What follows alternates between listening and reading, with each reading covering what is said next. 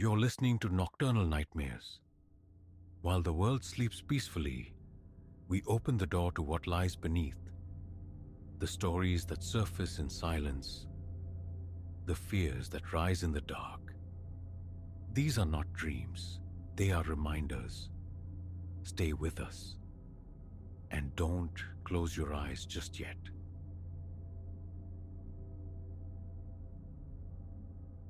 Who could fathom that a simple pram, a vessel for infancy, might become the axis upon which a life spins into terror? Yet here I crouched, swallowed by the manufactured twilight of my apartment. The scrape and click of metal on metal at the front door, whispering a prelude to dread. How profoundly mistaken I had been. It began a fortnight prior. Chicago, a new city sprawling beneath indifferent skies, was now home for myself and Willow, my daughter, all of 6 months breathing the unfamiliar air. Finances were a tightrope walk, necessitating resourcefulness for essentials like a stroller. New models mocked my empty pockets, so the digital labyrinth of Craigslist beckoned. Amidst the endless scroll, a listing shimmered. An upper baby cruise, gently loved, offered at a fraction of its birthright cost. The seller, Miriam, resided merely a few districts away. An exchange of messages, a time agreed upon for the following day at her home. Navigating towards her address, Willow murmuring soft constellations of sound from her car seat. A strange alloy of anticipation and unease settled in my gut.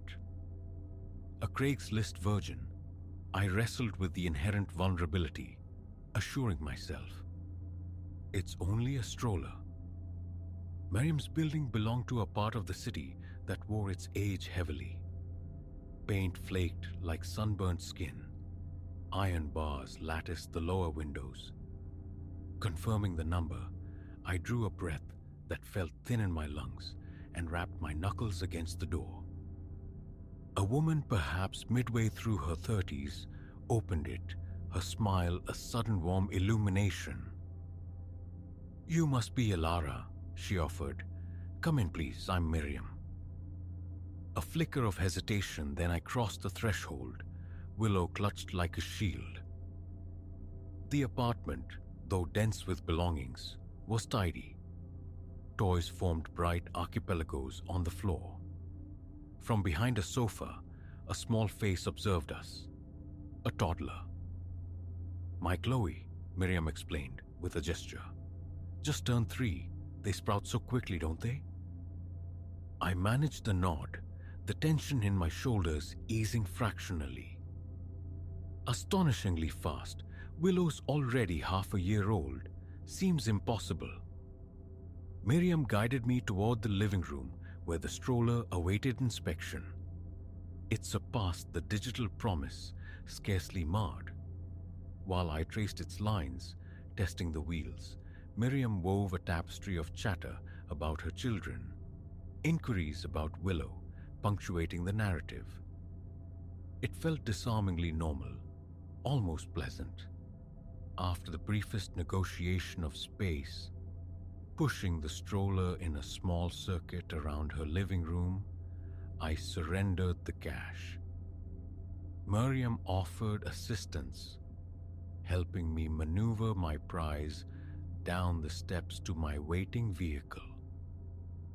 "Drive carefully," she cautioned as I secured Willow into her seat. "Some real lunatics on these roads." I waved, buoyed by the successful transaction. Only when the city blocks began to blur past did the peculiarity of her final remark surface. How could she possibly know my route? A ripple of paranoia quickly smoothed away. Just being considerate, I chided myself. Nothing more? The subsequent days unfolded without incident. The stroller performed admirably, its smooth glide a small comfort, and the faint, Strangeness of the exchange with Miriam faded like a weak photograph. Then, 4 days later, a discordant note. Wheeling Willow towards the park, I registered a car idling across the street. An unremarkable sedan. The color lost in shadow, perhaps navy, perhaps black.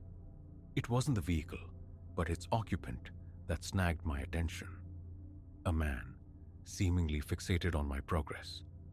When my gaze met his head snapped away. My pace quickened, a nervous flutter starting beneath my ribs. At the park, my eyes scanned relentlessly, but the sedan had vanished. Imagination, I insisted. Sleep deprivation, weaving phantoms. But the following day, it reappeared. Same anonymous car, same position. This time when I looked, the drivers offered no evasion. He simply stared, his features obscured by the dark mirror of sunglasses, his stillness unnerving. I fled homeward, pushing the stroller with frantic energy. Willow beginning to whimper, absorbing my escalating fear like a sponge. Inside, the deadbolt slammed home. A meager defense. And I reached for my phone, dialing Simone, my anchor. Am I losing my mind? The words stumbled out after I relayed the unsettling sequence. Maybe I'm just exhausted, conjuring specters. Simone's voice, usually laced with wry humor, held a new gravity. I don't think you're crazy, Alara. That sounds genuinely disturbing. Have you noticed it any other times? A cold dread trickled down my spine as I cast my memory back. Now that you say it, maybe? Fleeting glimpses I dismissed. The realization struck with physical force. Oh God, Simone.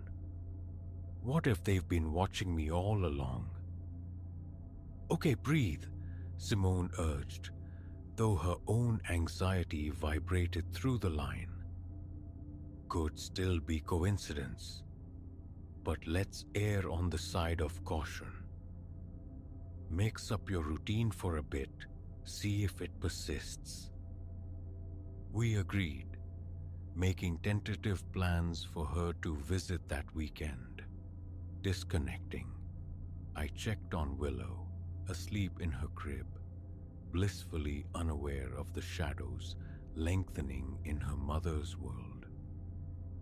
The next morning, deviating from our usual path, I drove to a cafe in an unfamiliar neighborhood. Seated near the window, the warmth of a latte in my hands, Willow burbling contentedly beside me in the stroller, a fragile sense of calm began to return. Perhaps I had overreacted. Then, my gaze drifted outside. The car, parked across the street, partially veiled by a hulking delivery truck. My hand spasmed, coffee sloshing over the cup's edge. My phone felt heavy in my palm, poised to summon help. Simone, the police, anyone.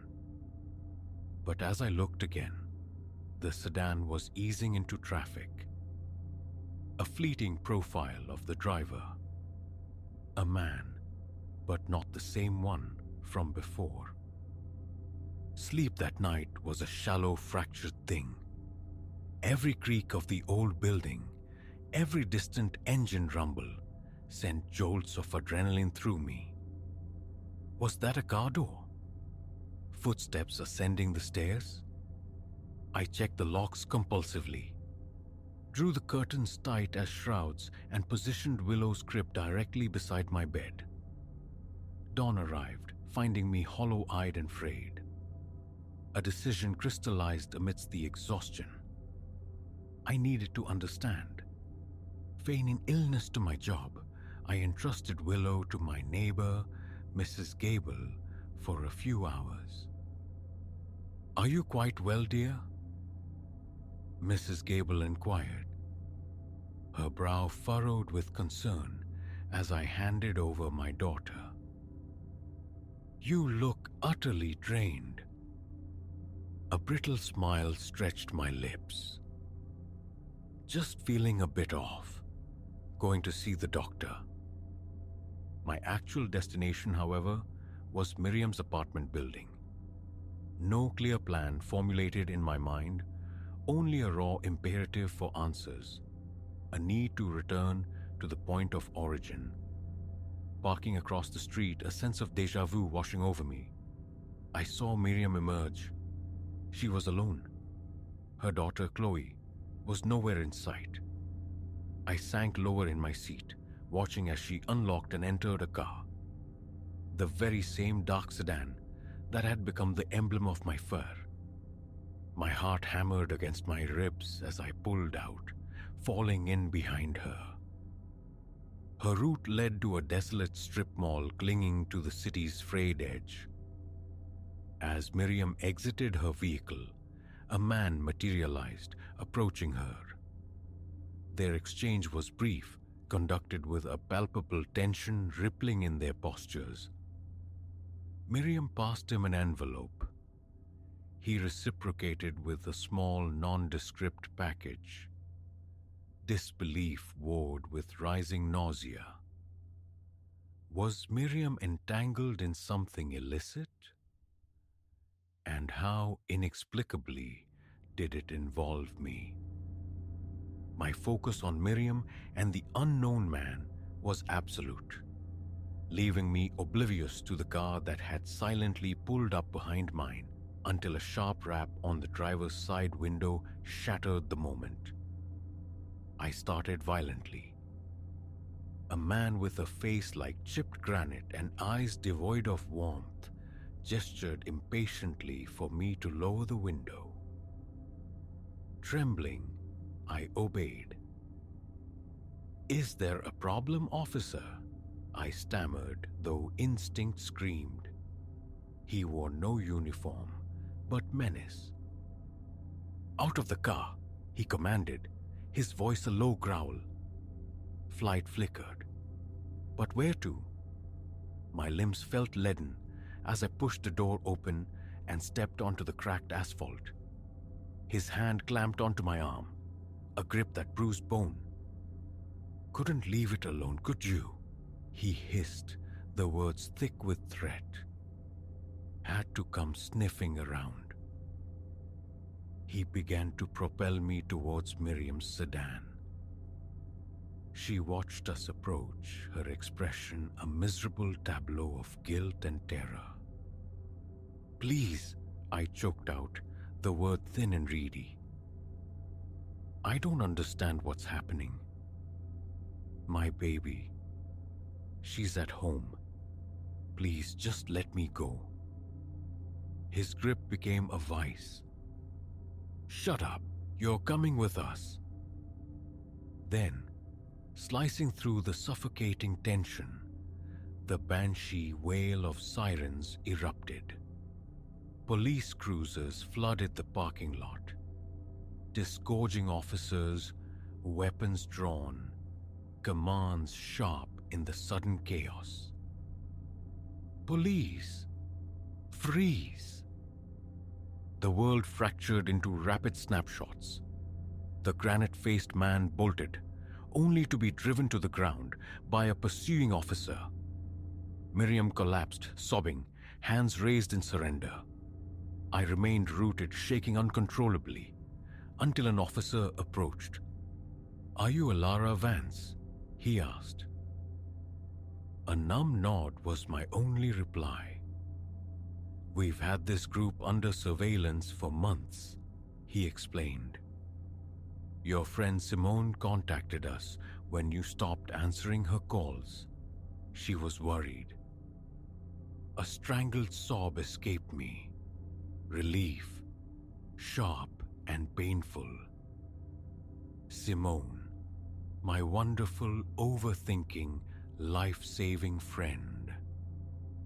In the hours that followed, ensconced in the sterile neutrality of the police station, The fragments coalesced into a chilling whole. Miriam belonged to a criminal network that exploited platforms like Craigslist, not just for illicit sales, but to identify targets for burglary, for identity theft. The stroller, my bargain find, had been their Trojan horse, equipped with a hidden GPS tracker. They had charted my movements, mapped my routines, preparing to violate my life. As I recounted the events, my thoughts orbited constantly around Willow, my precious, vulnerable daughter, unknowingly ensnared in this predatory web. Returning home felt like surfacing from a deep, dark water. I held Willow so tightly she protested. Mrs. Gable hovering nearby, her face etched with questions I lacked the strength to answer. That night, with Willow sleeping the untroubled sleep of the innocent, I sat by the window. Every night sound amplified into a potential threat. The police offered assurances, the ring dismantled, arrests made. But the phantom sensation of being watched lingered, a residue of fear. My gaze fell upon the stroller, standing sentinel in the corner. Tomorrow, it would be gone. I would purchase a new one. Debt be damned. But in the profound stillness of that night, I finally permitted the tears, for the terror that had gripped me, for the erosion of trust, for the stark reminder that danger can bloom from the most mundane soil. Wiping my eyes, I forged a silent pact with myself, with Willow. Caution would be my new companion. Yes, but I refused to let fear dictate the contours of our lives. We had endured. We would find strength in the scars. But the digital alleys of anonymous sellers, those paths were now closed forever.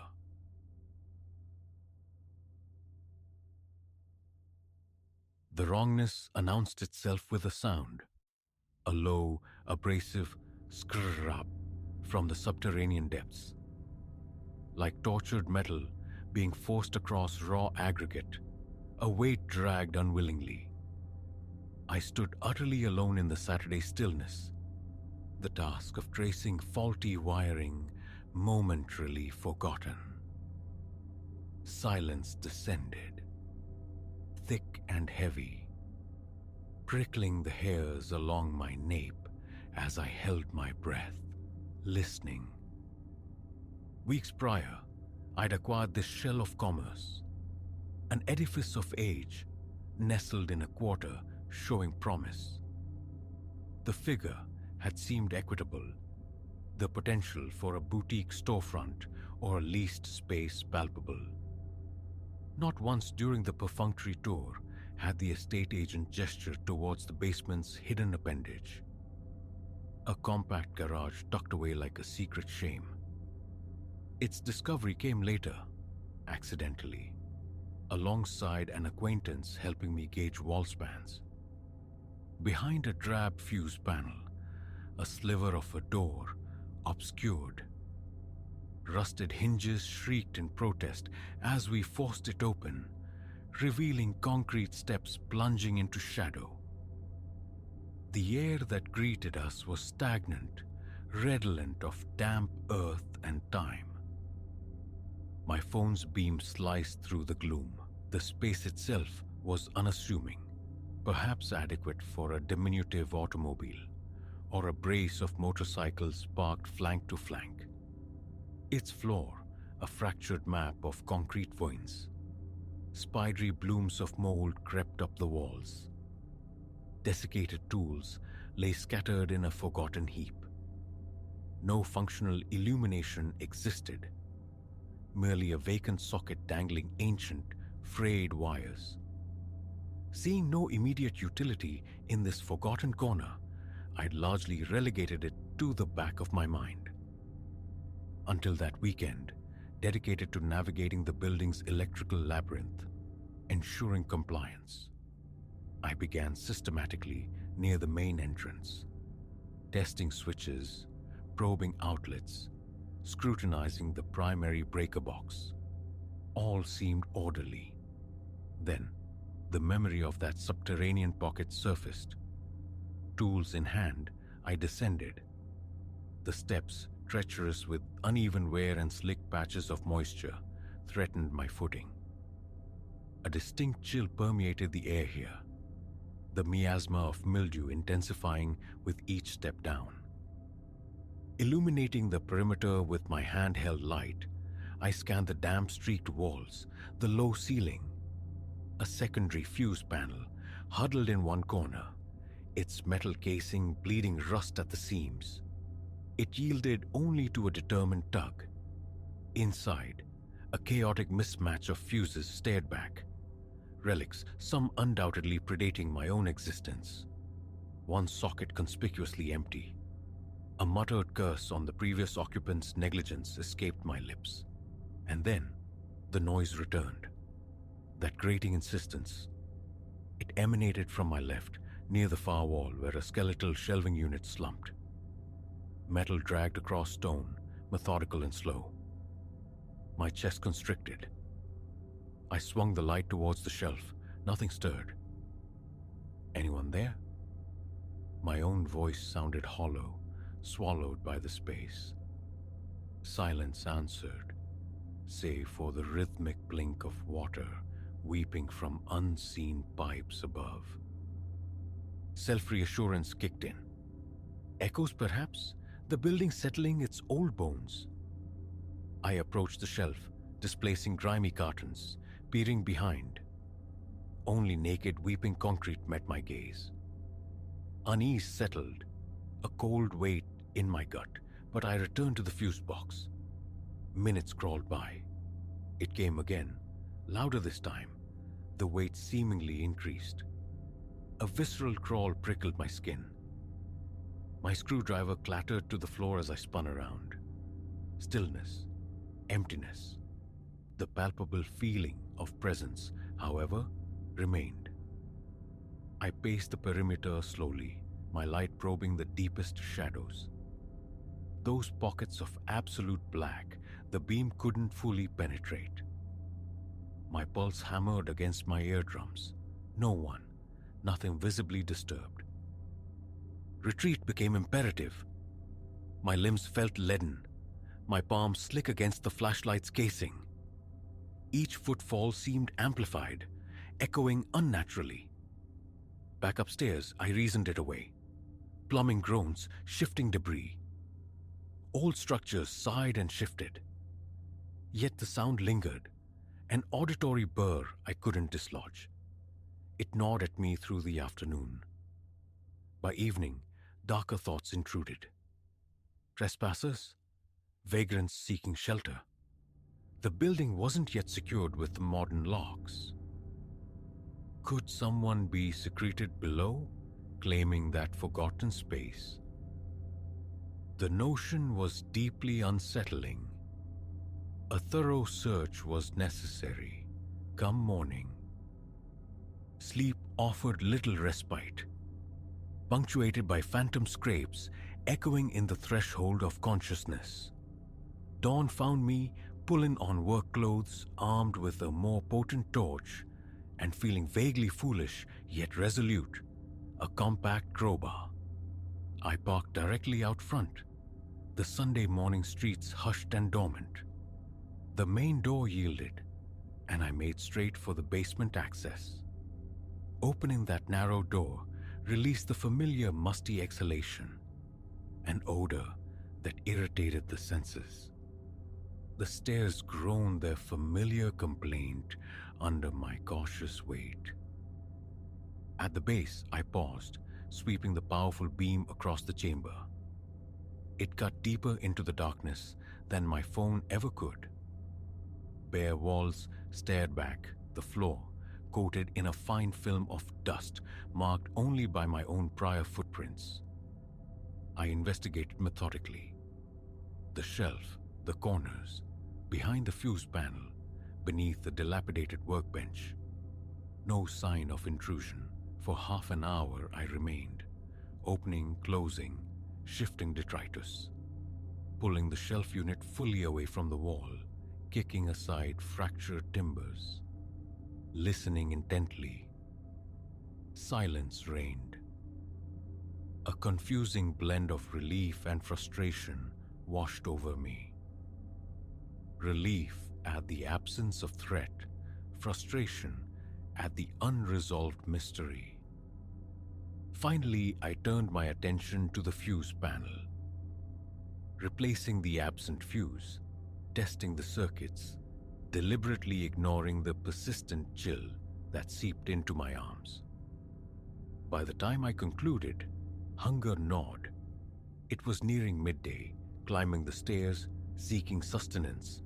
I reached the halfway point when it happened. A sharp, metallic shriek from below, sudden, violent. I nearly lost my grip on the flashlight. Whirling, I cast the beam back down the stairwell. Empty concrete floor. My hands began to tremble. The sound was undeniable, originating from the very spot I'd occupied moments before. Descent again. My throat felt parched. "If there's someone down here," I called out, my voice tight. "I'm phoning the authorities." The silence that answered felt denser, heavier. I repeated my circuit of the room, flashlight beam trembling slightly, probing every recess. Nothing. The sound did not recur. Defeated, nerves frayed thin, I retreated once more. Upstairs, I secured the basement door, the deadbolt sliding home with a decisive thud, and vacated the premises. The following days saw me actively avoiding that lower level. I poured my energy into superficial improvements upstairs. Fresh paint, window repairs, consultations with contractors. Yet, the basement remained a psychic weight. Passing its door elicited an involuntary shiver, a somatic memory of grating metal, a silent command to stay away. Come the next weekend, necessity forced my hand.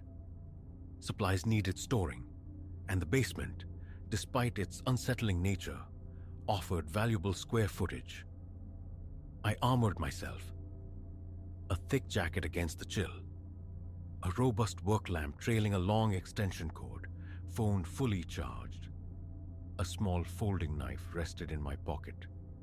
A talisman, more than a weapon. I rigged the work lamp near the fuse box, bathing a significant portion of the garage in its stark, flickering glare. The brightness offered a thin veneer of security. Clipboard in hand, I began measuring, jotting down dimensions, acutely aware of the space behind me. Every few moments, an involuntary glance over my shoulder. Expectation hung in the air, thick as the smell of mold. But the silence held, broken only by my own movements and the persistent drip somewhere in the plumbing's hidden veins. An hour passed, measurements complete. I swiped sweat from my brow. The cold air did little to quell the nervous heat. As I prepared to pack up, the work lamp stuttered violently, dimming to a near-extinguished ember for 2 long seconds before flaring back to life. In that fleeting twilight, against the far wall, I perceived it. A shape. Vague, indistinct, yet undeniably humanoid in silhouette. I froze, heart leaping against my ribs. My flashlight beam stabbed towards the spot. Empty wall, peeling paint, nothing more. Clutching the work lamp, I crossed the space, scrutinizing the area where the shape had seemed to stand. My beam interrogated every crack, every shadow. Nothing. No disturbance in the dust, no physical sign. Calm down. My breath hitched, hands shook anew. The cloying scent of decay felt suffocating. The walls pressing inwards. A trick of the light, I told myself. A shadow cast by my own movement. But the goose flesh rising on my arms, the prickle on my neck, argued otherwise. I gathered my tools with frantic haste, and then the sound, louder than ever before, directly behind me, a heavy weight being dragged, protesting, across the rough concrete. I spun, stumbling, nearly dropping the lamp. Nothing. Utterly, terrifyingly empty. My stomach churned. Slowly, deliberately, I backed towards the stairs, eyes fixed on the center of the room. The noise did not repeat. Reaching the door, I killed the lights, slammed it shut, twisted the key in the lock. Now the descent is always fraught. Attention coils in my chest the moment I touch the doorknob. Palms grow damp, pulse quickens. My gaze darts constantly, scanning the periphery. Sometimes, standing at the top of the stairs, I imagine I hear it. A faint, distant scraping. Other times, halfway down, a flicker of movement registers in the corner of my eye. Always, investigation reveals nothing. Yet the space never feels vacant. It feels occupied, watched as if something waits in the deepest shadows, patient, observing my departure, or perhaps anticipating my approach. Rational explanations have been sought and exhausted. Pipes checked for loose fittings, walls examined for animal ingress, floors probed for instability. Nothing fits. The structure is solid, merely old, neglected. Doubt flickers. Stress, perhaps? The financial burden of renovation, the pressure to generate income. But the sound was too specific, too visceral. Not rattling pipes, not dripping water. Something else, something dragging. And the fleeting silhouette. When inquiries arise about the property's progress, my answers are evasive. Coming along, I might say, needs work. The basement remains my secret burden. I harbor no desire to be known as the proprietor of the haunted garage. This town collects strange tales readily enough. Yet, the uncertainty festers. Security cameras. The thought of capturing definitive proof is perversely more terrifying than the ambiguity. For the present, the basement remains sealed when unoccupied. A sturdier padlock adorns the reinforced doorframe. Upstairs, silence mostly prevails, though occasionally, in the dead quiet, a faint, phantom scrape seems to drift upwards, sending an icy tremor down my spine. Passing that door has become an exercise in dread. I avoid entering whenever possible. When unavoidable, my movements are swift, purposeful. Get in, retrieve what's needed, get out. The door is left ajar behind me. A clear line of retreat. The air bites, regardless of the season. The smell of decay clings. This is the state of things. A hidden garage, dark, damp, suffused with the odor of rot. Unexplained noises that claw at the nerves. Ephemeral glimpses of something that might be there. Moments of near certainty dissolving into doubt. The tension is a constant wearying companion. What resides down there, I cannot say. I only know that each step onto those concrete stairs feels like trespassing in a place not meant for me. And each time I ascend, locking the door behind me, I carry the unshakable sensation of unseen eyes following my retreat. I own the building. Yes, I intend to use it. But down there, in the cold and the dark, I am quite sure I am not alone.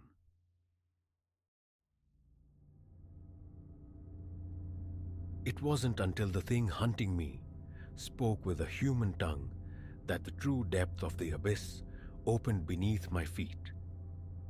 What began as a pilgrimage into solitude, a balm for a spirit frayed by the relentless grind, warped into a primal chase orchestrated by something utterly alien to the known world.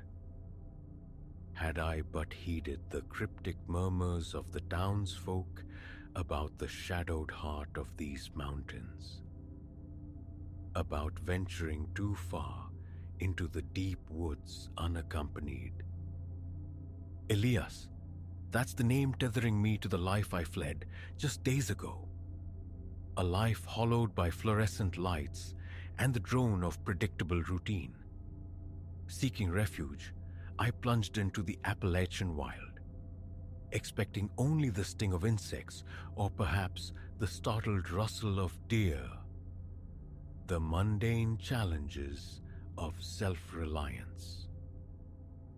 The reality proved monstrously different. 2 days dissolved into the green embrace of the wilderness. Sunlight dappled through ancient canopies, filtering onto moss and fern. The air tasted clean, sharp with pine and damp earth. Nights unfolded beneath diamond dust skies, vast and indifferent. A fragile peace settled. The kind that feels profound precisely because you sense its impermanence, its vulnerability to the encroaching dark. Day 3 dawned differently. The solitude, once a comforting cloak, acquired a sharp, unsettling edge. A prickling awareness crawled up my spine. The undeniable, ancient sensation of unseen eyes fixed upon me. Peripheral flickers, mere suggestions of movement at the edge of vision, resolved into nothingness upon turning. A twig cracked with startling gunshot clarity somewhere behind me.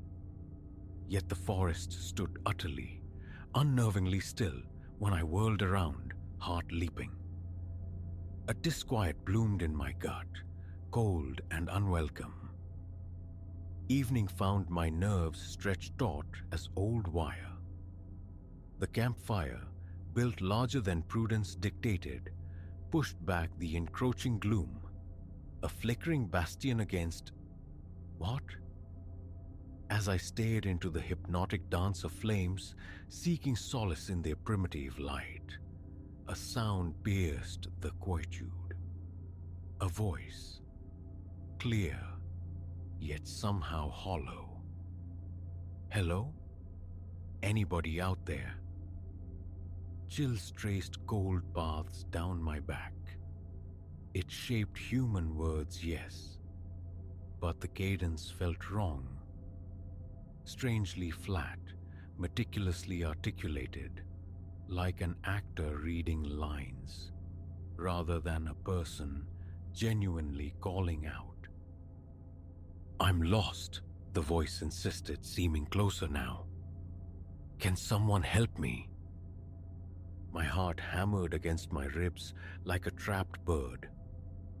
Primal caution screamed warnings, ancient instincts urging silence, concealment. Yet, ingrained empathy warred against it. Could I live with the silence if it truly was someone needing aid, however strange their call? Hello? The word tore raggedly from my throat, betraying my tremor. Where are you? A pause hung heavy in the air, thick with unspoken threat. Then the voice returned, impossibly distant now, impossibly elsewhere, from a completely different quadrant of what encompasses darkness. Over here. Please, I need help. The spatial disconnect sent ice through my veins. How could anything move so swiftly, so silently, across that terrain. I scrambled up, sweeping my flashlight beam across the black, textured tapestry of the woods. The light sliced through the gloom, illuminating trunks like pillars in a forgotten temple.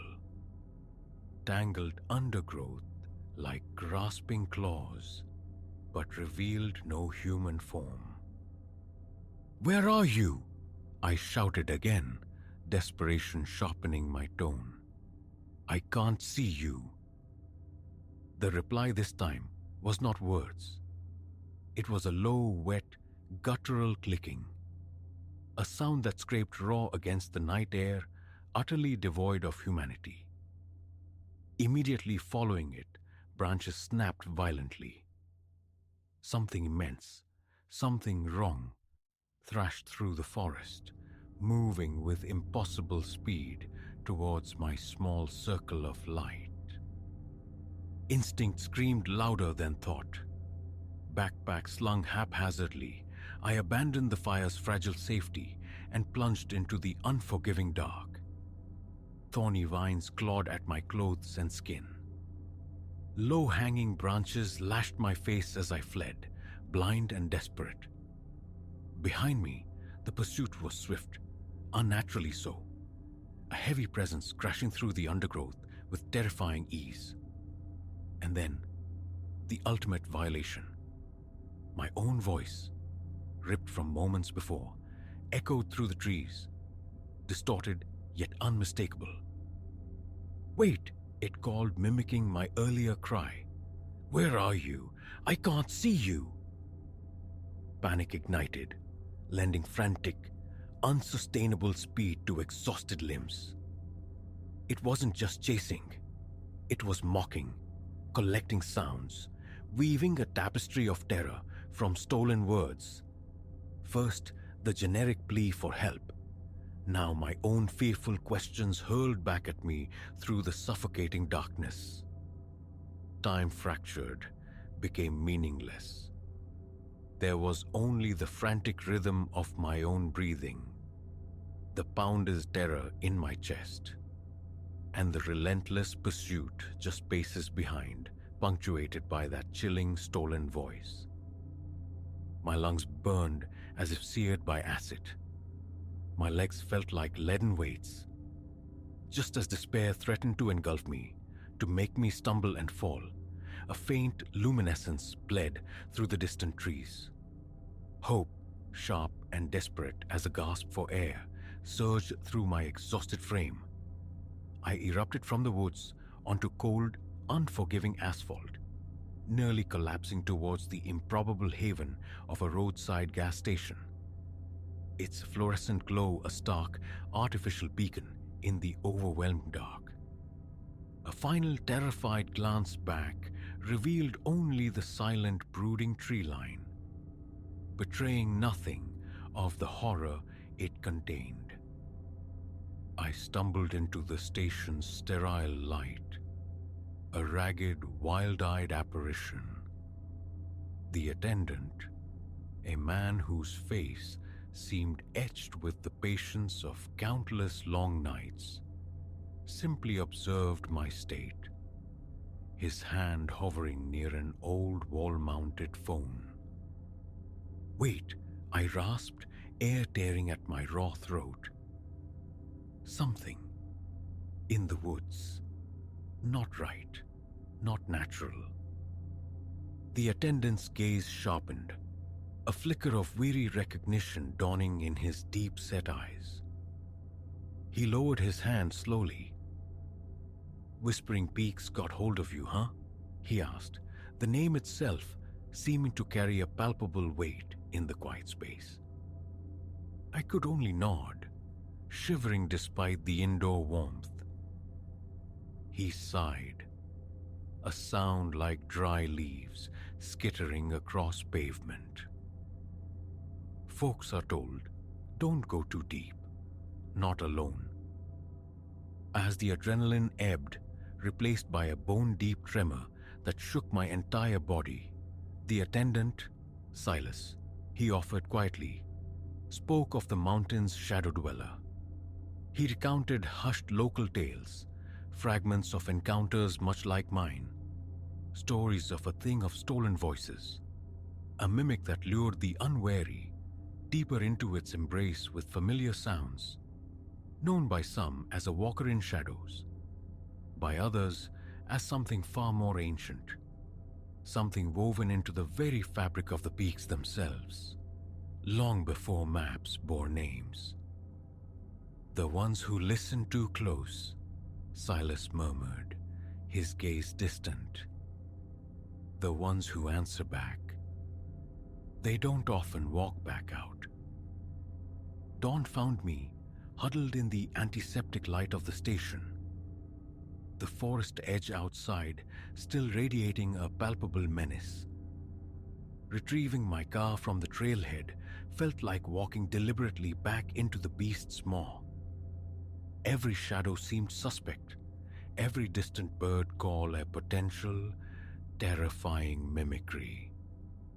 The drive back to civilization was a blur of engine drone and hypervigilance, my eyes constantly flicking to the rearview mirror, half expecting pursuit.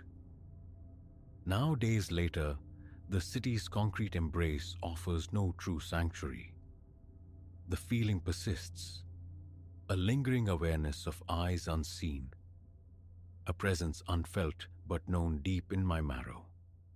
Late hours bring phantom acoustics, fragments of pleas drifted on the edge of hearing, whispers like dry leaves skittering just beyond the window pane. Sometimes, chillingly, my own voice calling my name from the darkness outside. I scour digital archives and obscure forums now, seeking patterns in scattered accounts. Hikers pursued by echoes of lost loved ones. Campers unnerved by familiar voices calling from the impenetrable dark. Cryptid? Entity from beyond the veil? Spirit of the woods?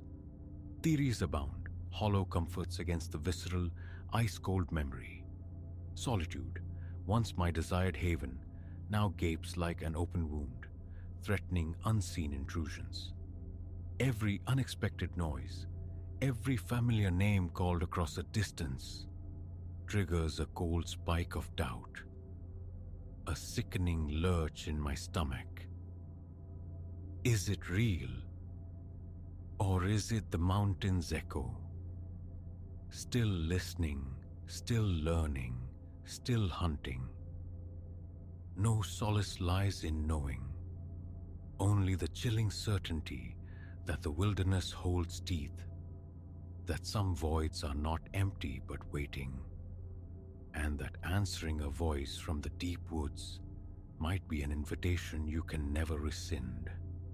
Listen carefully to the silence when you venture far from the lights, and listen even more carefully to the sounds that break it. Some things hunger not just for flesh, but for the very sound of your fear, waiting patiently to add your voice to their terrifying repertoire.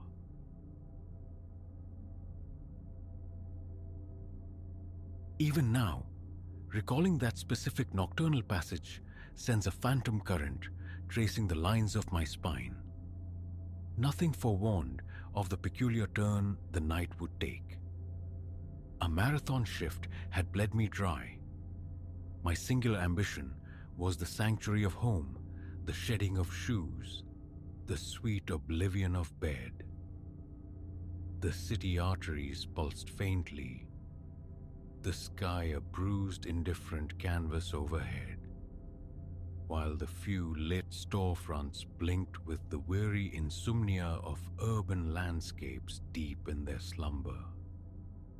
I arrived at the designated stop, a solitary sentinel beneath the fizzing streetlight, conscious this was the final vessel charting a course toward my neighborhood. A timetable, weathered and curling at the edges, promised its arrival imminently. Far down the asphalt ribbon, twin beams sliced through the gloom. A surge of gratitude washed over me, banishing visions of a frigid vigil for a cab or an hour's trek on foot. A dull ache throbbed behind my temples, residue of the day's relentless demands. All I craved was anonymous refuge in a padded seat. With a delicate groan of stressed metal and air brakes, the transport eased to the curb.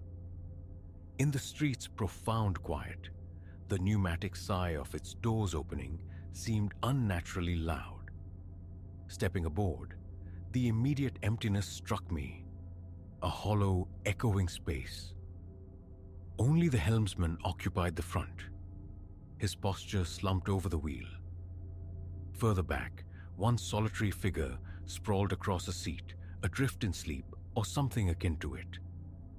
The overhead illumination cast a sickly jaundiced glow, the air thick with the ghost of old vinyl and countless journeys. The driver offered a curt nod. I validated my transit card, murmuring confirmation of its route. All the way to Heavenwood. His affirmative reply was frayed, thin with exhaustion. I nodded back, moving past the slumbering passenger. He seemed close to my own age, perhaps younger, enveloped in a hooded sweatshirt pulled low, obscuring his features. His eyes were sealed shut, arms crossed tight against his chest, as if warding off an unseen chill. I selected a perch 3 rows behind him, diagonally opposite. Proximity felt unwelcome, yet the cavernous rear, steeped in shadow, held its own subtle menace. This deep into the night, the bus interior often acquired a spectral quality when sparsely populated. I sank into the seat, which protested with a soft squeak, and leaned my head against the cool glass. Outside, streetlights swam by, intermittent beacons in the pervasive dark, painting fleeting, distorted landscapes on the windowpane. My eyelids felt weighted with lead. The day replayed in fractured images, a cacophony of ringing phones, cascading tasks. Sleep beckoned, a siren song amplified by the engine's monotonous drone. My neck protested its awkward angle. The seat fabric, caused beneath my jacket, chafed slightly. From the figurehead came the occasional faint rustle, a body shifting in unconscious transit. Otherwise, only the engine's thrum and the rhythmic percussion of tires over uneven pavement broke the stillness. My thoughts drifted, cluttered with the usual debris, unsent emails, looming errands, the promise of leftovers awaiting me. Minutes blurred. I hovered in that liminal state peculiar to late-night commutes, consciousness fraying at the edges. Then abruptly, a jolt snapped me awake. An invasive iciness permeated the air, unrelated to the ambient temperature. It wasn't the mechanical chill of air conditioning, but something more intrinsic, raising goose flesh along my arms. My heart began a frantic tempo against my ribs. Instinctively, I rubbed my arms, trying to dispel the sensation. My gaze was fixed on the window beside me, reflecting only the dim street rushing past. My own visage, a faint ghost superimposed upon it. On impulse, I shifted, leaning inward toward the aisle, my eyes drawn to the windows on the opposite side. And there it was, reflected in the dark glass across the way. A face stared back, but it wasn't the youth's, nor the driver's. This countenance was aged, weathered. A man, perhaps in his 50s or 60s, crowned with thinning hair, but possessing a dense, unruly beard, fixed his gaze directly upon mine. His eyes, dark pools in the reflection, held an unnerving intensity. I froze, breath caught in my throat. My mind scrambled for logic, Had someone else boarded unnoticed? Impossible. I'd seen only the driver and the sleeper, Ren.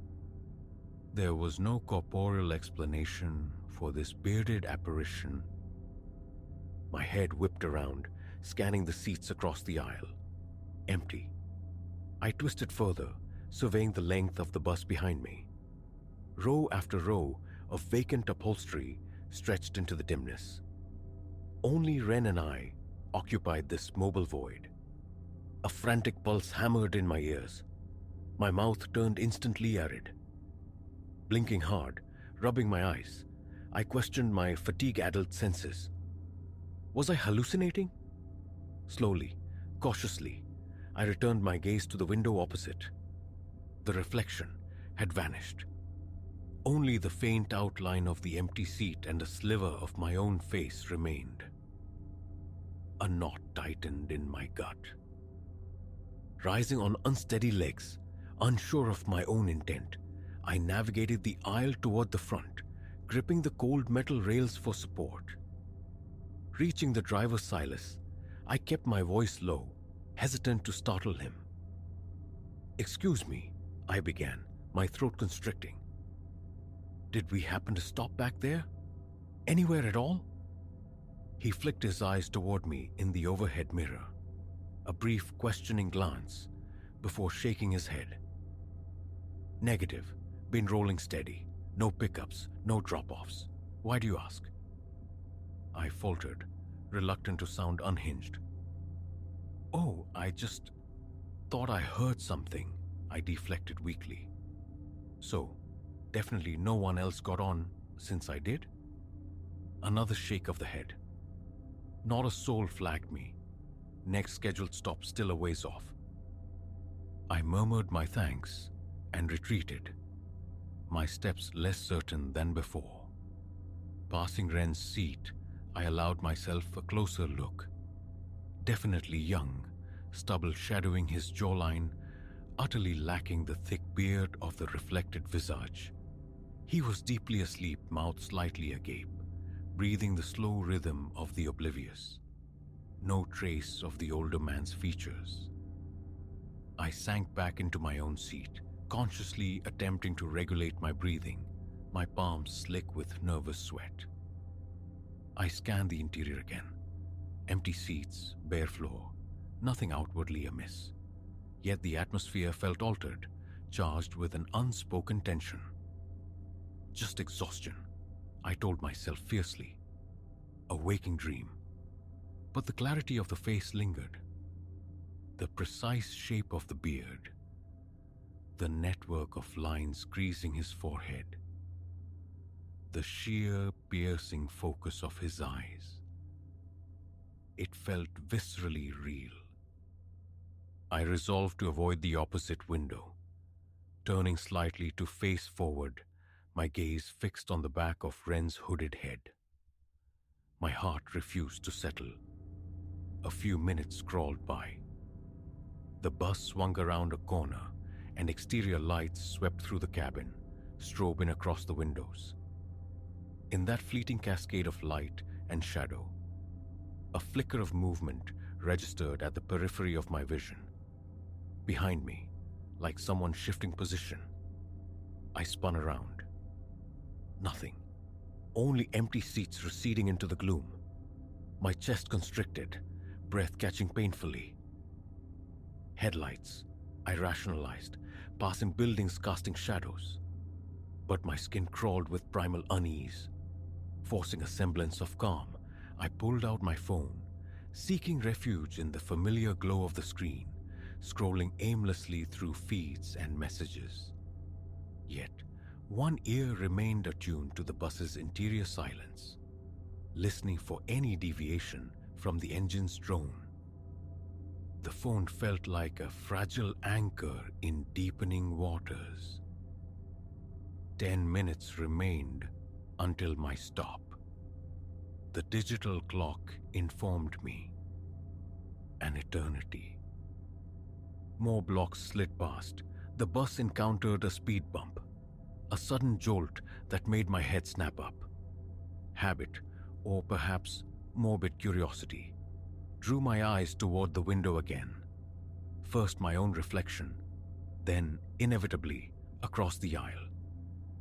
For a fraction of a second, normalcy reigned. Then, materializing from the darkness as if summoned, the same face bloomed in the opposite window. The older man, the formidable beard, the unwavering stare.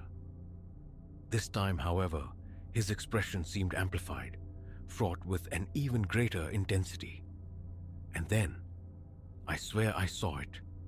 His lips moved, forming silent words I couldn't decipher.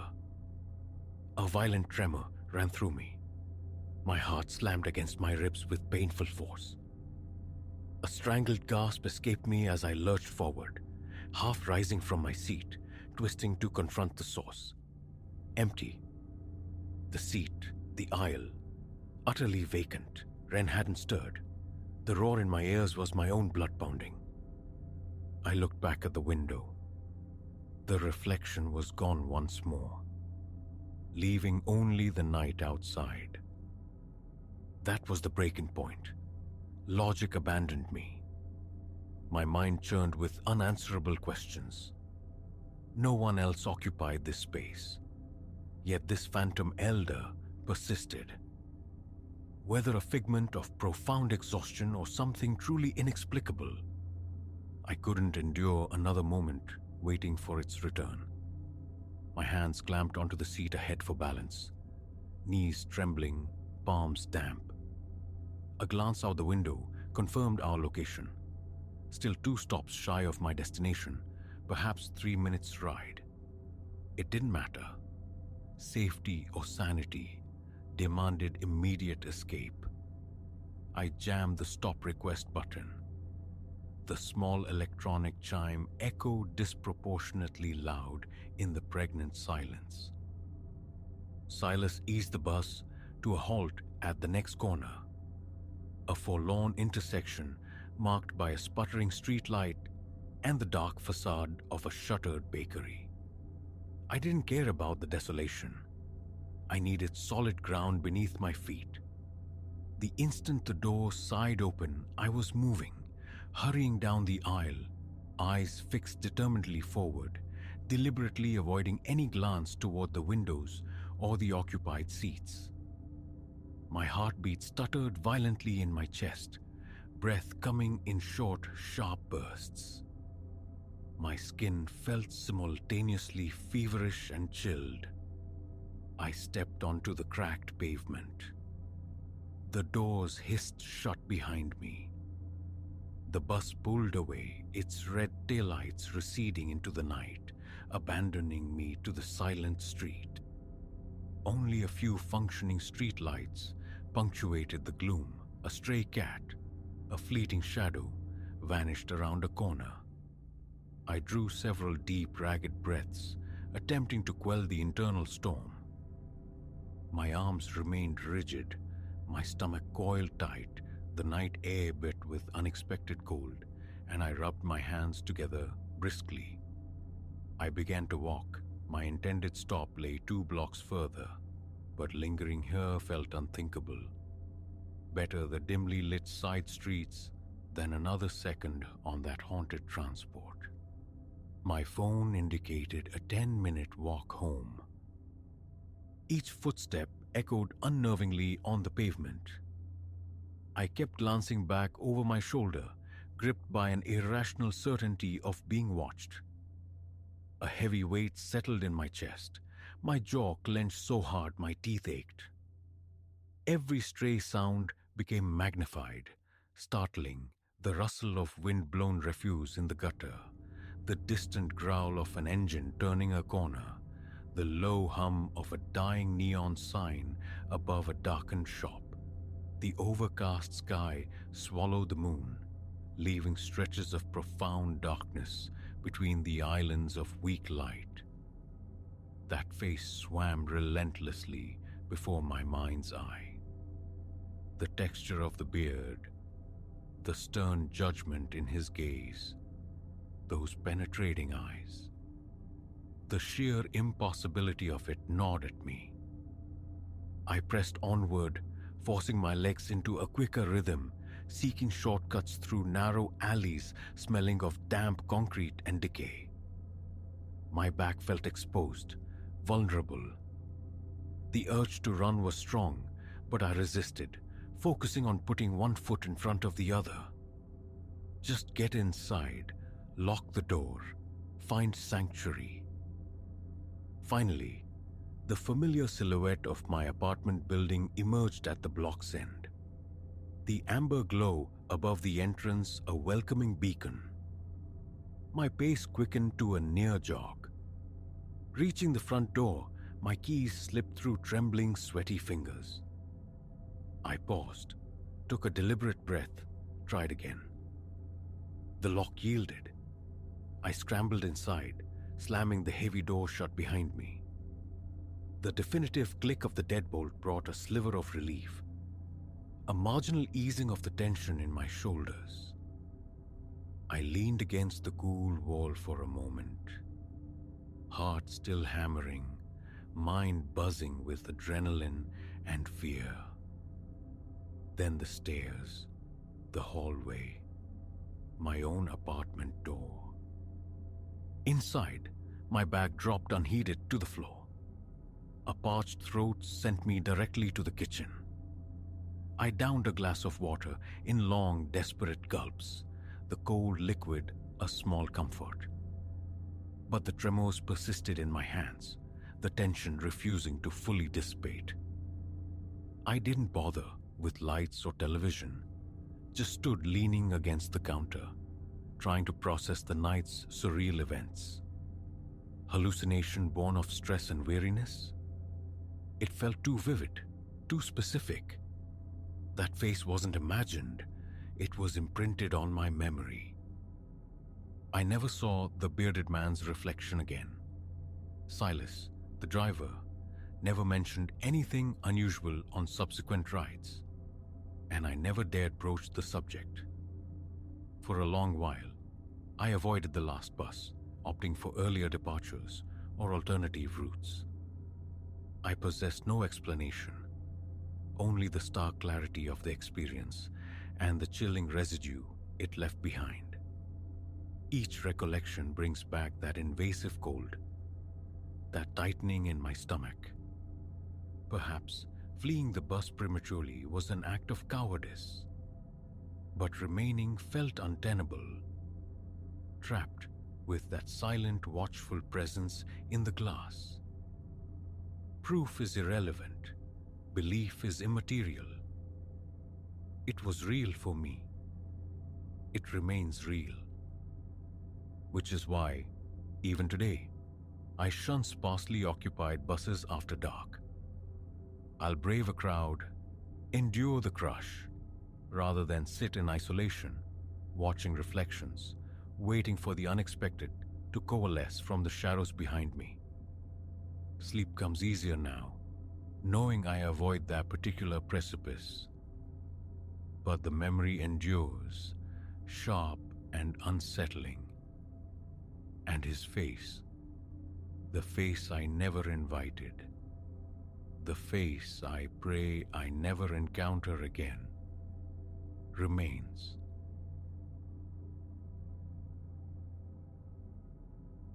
Another pass by that twisted oak, Silas?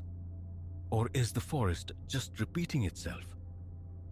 Ilara's voice, tight beside me, traced the skeletal shapes leaping out from the headlight glare.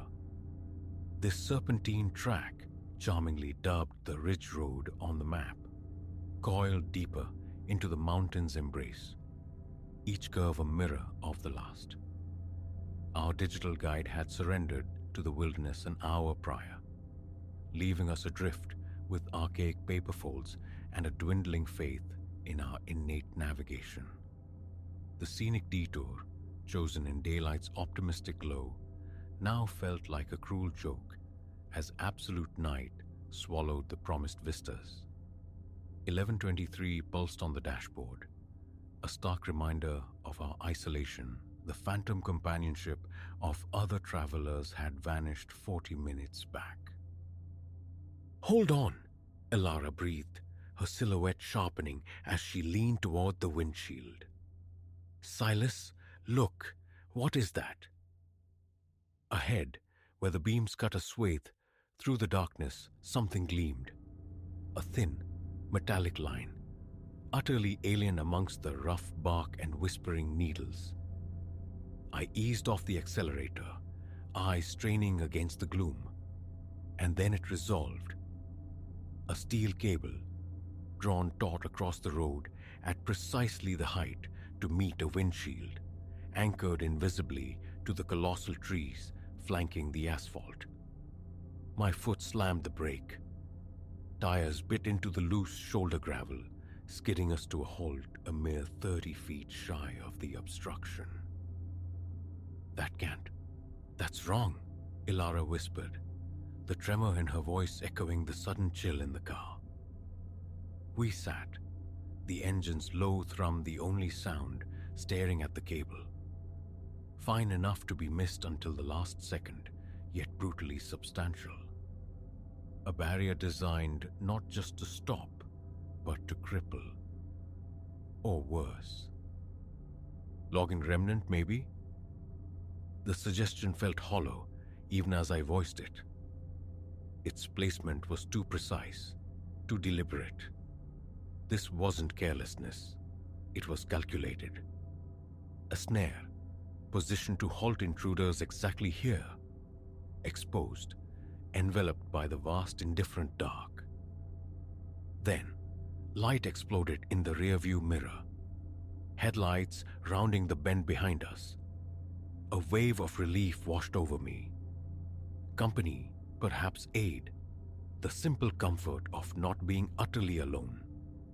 But the relief curdled as the lights surged closer, gaining rapidly, showing no sign of slowing for our stationary vehicle. "Brace yourself," I warned Ilara, wrenching the wheel. We lurched onto the shoulder just as the pursuing vehicle, a dark, hulking truck, its license plate obscured by the blinding high beams, swerved violently around us. It didn't stop at the cable. Instead, it veered sharply onto an almost invisible dirt track that bled into the forest just before the barrier. Immediately, 2 more pairs of headlights flared into existence behind us. The realization struck with physical force. A coordinated effort. The cable wasn't just an obstacle. It was the bait, the anchor point of their trap, and we had driven straight into its jaws. "Call emergency services," I urged, but Ilara was already holding up her phone, the stark "no service" icon mocking us. The trucks behind were closing in, one veering off-road to our left, the other mirroring the maneuver to our right. A pincer movement, boxing us in. Years navigating these treacherous mountain roads surged through me. I slammed the gear shift into reverse. The all-wheel drive I'd once deemed excessive now felt like salvation. "Hang tight," I yelled, stomping the accelerator. The car leaped backward, tires spinning, past the approaching trucks. For a fleeting moment, their headlights illuminated startled faces behind the glass. 50 yards back, the road bent sharply. I recalled it from the drive-up. Reached that curve, brake line of sight. Maybe. The trucks behind us scrambled, their bulk a disadvantage on the narrow asphalt. And then I saw it.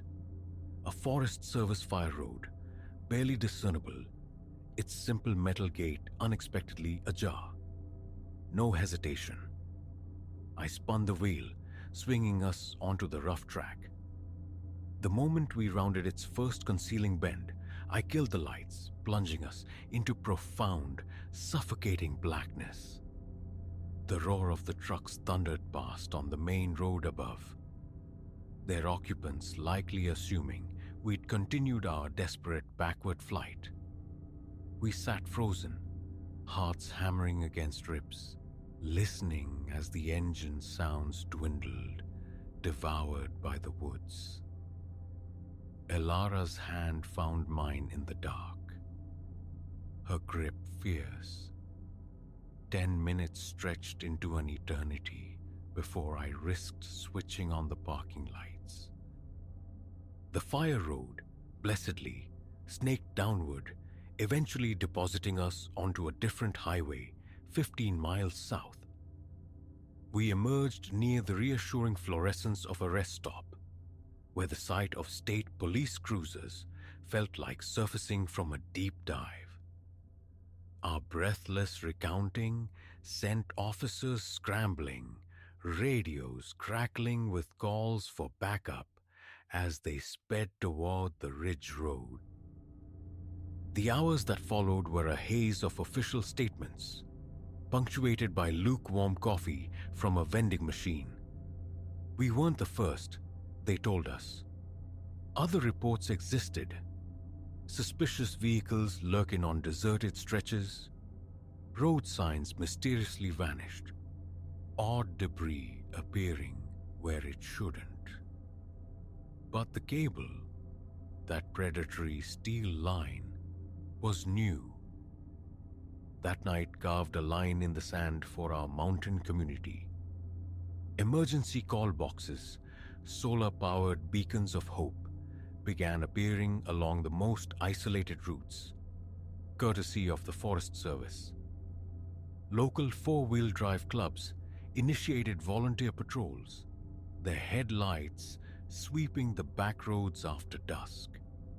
The police formed a dedicated task force, complete with an anonymous tip line. Elara and I still seek the solace of the high trails, still choose roads less traveled, but the innocence is gone, replaced by preparedness. Satellite communicators nestle in our packs. Gas tanks are kept full, emergency kits meticulously stocked. Critically, our detailed itineraries are left with friends, punctuated by mandatory check-in times. Our ordeal became a cautionary tale, then a catalyst. The Department of Transportation upgraded signage, adding reflective markers and, where feasible, lighting on notorious stretches. Businesses along remote highways joined a safe haven network, promising refuge and assistance around the clock. Community centers offered defensive driving courses tailored to the unique hazards of rural roads. Just last month, a young couple, having heard our story, recognized the sinister setup of a similar trap. They didn't stop. They kept moving, found safety, and reported it immediately. Their vigilance led to the first significant arrests in the case. The fire road, our unintentional sanctuary, now bears a proper gate, monitored by cameras. Maintained by hiking groups, it's marked as an emergency egress with subtle reflective signs, visible only when desperately needed. A forgotten access point transformed into a symbol of collective resilience. We launched a website, a repository of mountain road wisdom, mapping safe stops, sharing tips, linking travelers to local help. The model spread, other rural areas weaving their own safety nets. Because the deepest lesson of that night wasn't just about recognizing danger, but about forging connections, sharing knowledge. Any dark road feels less daunting when you know the locations of safe harbors, when you understand the network of vigilance that exists just beyond your headlights. Driving these mountain roads after dark still brings that faint, primal flutter of unease when the beams catch something unexpected by the roadside. But now it's tempered with awareness of escape routes plotted, emergency protocols learned, and communities standing ready. The mountains retain their wild majesty. We've simply learned to navigate their beauty with wiser eyes.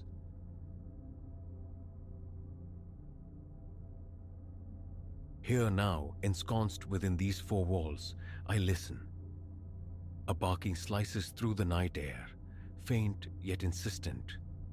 A disembodied sound that seems to emanate from everywhere and nowhere at once. My chest constricts. Sleep, once a refuge, has become a distant shore. This strange vigil began perhaps a week ago. Out of the profound quietude of midnight, the barking erupted, uninvited, and since then, it has woven itself into the fabric of my nights. A persistent, gnawing reminder that solitude might be an illusion out here. This small house stands marooned, adrift in a sea of fields and trees. The nearest outpost of civilization a 20-minute drive away. I sought this isolation, courted the deep silence I imagined would cradle focus, nurture introspection. For the first few months, serenity reigned. Birdsong stitched the mornings together. Deer materialized like apparitions at the tree line. The vast yard breathed openness. The nights were profound wells of silence, occasionally disconcerting in their depth. A stillness I once craved now feels taut, fragile, ready to shatter the moment dusk bleeds across the sky. It commenced in the dead hours, near 2 in the morning. Drifting on the edge of sleep, I registered a choked bark, sharp but solitary. A coyote, perhaps, or some stray dog charting its nocturnal course across my land. Surely it would pass. I rose, peered through the window pane into a yard swallowed by shadow, the moon veiled. Nothing stirred. Retreating to bed, I willed the sound away. Come morning, I scoured the grounds for evidence. A displaced blade of grass, a single paw print etched in the damp earth. The land remained inviolate. I dismissed the incident. But the following night, the sound returned, amplified, tenacious. A ragged edge frayed the barks, hinting at distress, yet imbued with an unsettling resonance, an echo that seemed to hang in the air long after the sound itself ceased. Again I rose. Through the living room blinds, the familiar emptiness of the yard stared back, bathed in the sterile glare of the floodlight. All appeared undisturbed. Resolve hardening, I drew on my boots, flipped the porch switch, and stepped into the chill air. Gooseflesh prickled my arms. The flashlight beam carved arcs through the darkness, illuminating only dew-kissed grass and silent trees. No animal, no movement. Then my light caught them. Aqueous impressions spattered across the porch planks. Not paw prints, not boot marks. Just random, glistening patches, as if something deep in water had stood there. They originated near the porch's edge, a hesitant trail leading directly to my front door, where they simply ceased. No departing track, only an abrupt end. I stood frozen, listening. The barking dissolved into silence. A cold knot tightened in my gut. Retreating inside, I threw the bolt, leaning against the door, breath shallow, heart hammering against my ribs. A neighbor's dog, I reasoned, lost from a distant farm. But unseen? Vanished. Sleep offered no escape. Phantom barks haunted the periphery of my hearing throughout the night, seeming to migrate. Now behind the house, now near the side windows, then returning to the porch. A slow, deliberate circling Dawn found me, hollow-eyed, exhausted. In the ensuing days, the barking became a capricious tormentor, sounding at unpredictable intervals. Deep night, twilight's fading moments, the liminal hour before sunrise. Unease festered, transforming my sanctuary into a space of apprehension. A bark would send me scrambling to a window, only to find the familiar void. Stepping outside, flashlight probing the shadows, yielded nothing, but the damp sigils reappeared with unnerving frequency. On the porch, the back steps even staining the flagstone path flanking the house. Always, they materialized from nowhere, ending without explanation. One night, the torment escalated. The moon, briefly ascendant, was devoured by swift-moving clouds, plunging the world into an ink-black abyss. The barking reverberated in this amplified darkness, louder, more guttural than before. Flashlight clutched like a talisman, I ventured out again, sweeping the beam across every inch of my domain. Curiously, the barking would cease the moment the light fell upon its apparent source, only to erupt anew from a different quadrant. A perverse game. Sweat beaded on my brow, despite the cool air. Circling the house, I called out, "Hello? Anyone there?" Searching for a human trickster in the gloom. Silence answered, followed immediately by barking from yet another direction. A tremor ran through my arms, my flashlight beam jittering, then a fleeting sensation. Something light, dry, brushing against my ankle like the passage of a small, swift creature. I snapped the light downwards, empty grass. My stomach churned. I spun, slicing the darkness with light, finding nothing. What the hell? The words emerged thin, reedy. The barking stopped dead. I scrambled back inside, slammed the bolt home, and stood trembling in the hallway. Breath ragged, skin clammy. Comprehension eluded me. Pacing the living room, I ignited every lamp, bathing the house in defiant light, leaving the porch ablaze as well. Eventually, I sank onto the sofa, eyes fixed on the door, bracing for the inevitable return of the sound. It never came. Only with the first grey light of dawn did I realize I hadn't closed my eyes all night. The next evening, I armed myself. A camera mounted on the front porch, its unblinking eye aimed at the yard.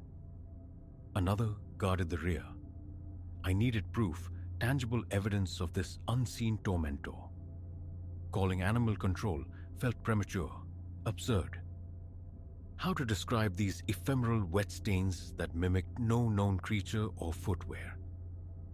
That night, clouds again swallowed the moon.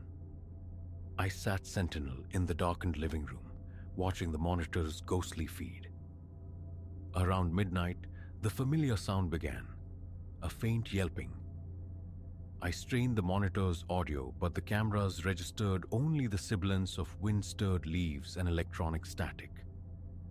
Yet, through the walls, the barking was undeniable, a physical presence. The cameras showed nothing, an empty stage. Nervous energy vibrated through my leg. My hands clenched the chair arms. Then, the barking intensified, drawing closer, sounding as if it were on the porch itself. The monitor displayed empty, illuminated boards. A scraping noise whispered at the front door. I froze, heart leaping. Still, the monitor showed nothing.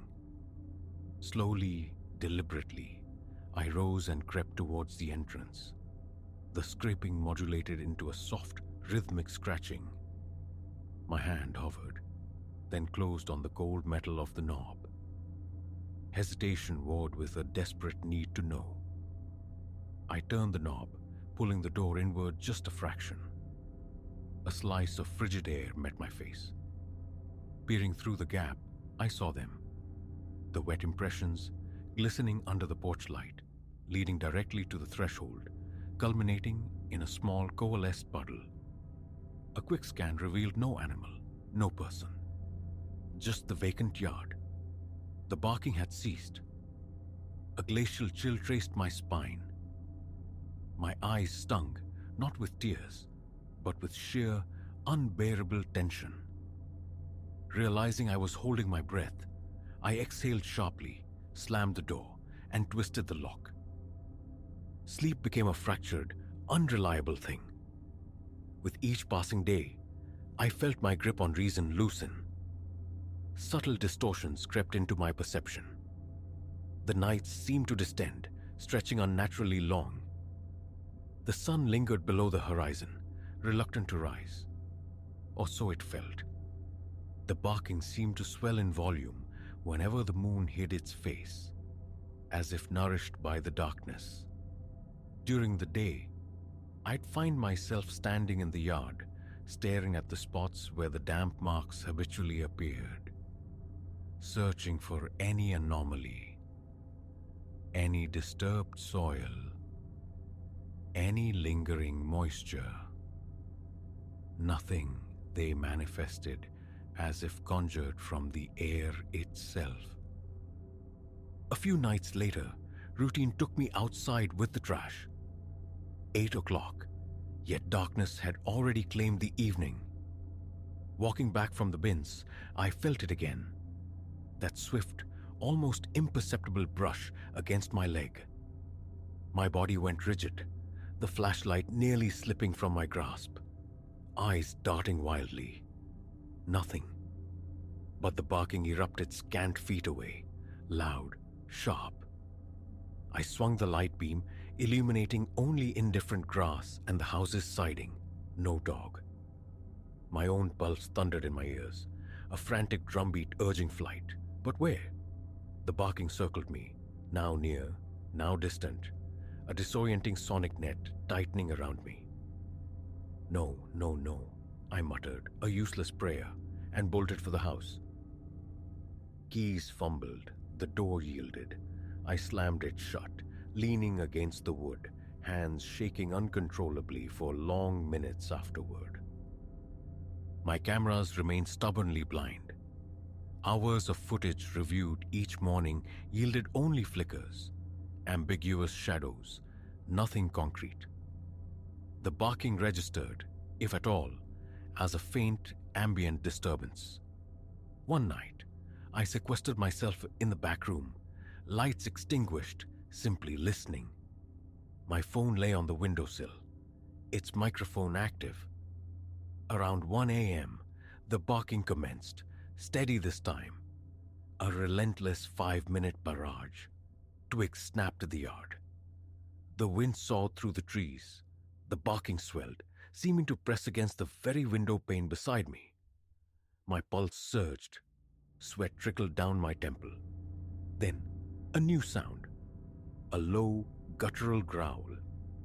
The hairs on my nape prickled upright. I surged to my feet, but remained frozen, muscles coiled, waiting in the suffocating darkness. After agonizing seconds, the barking ceased. A faint scraping sound dragged along the exterior wall, then silence.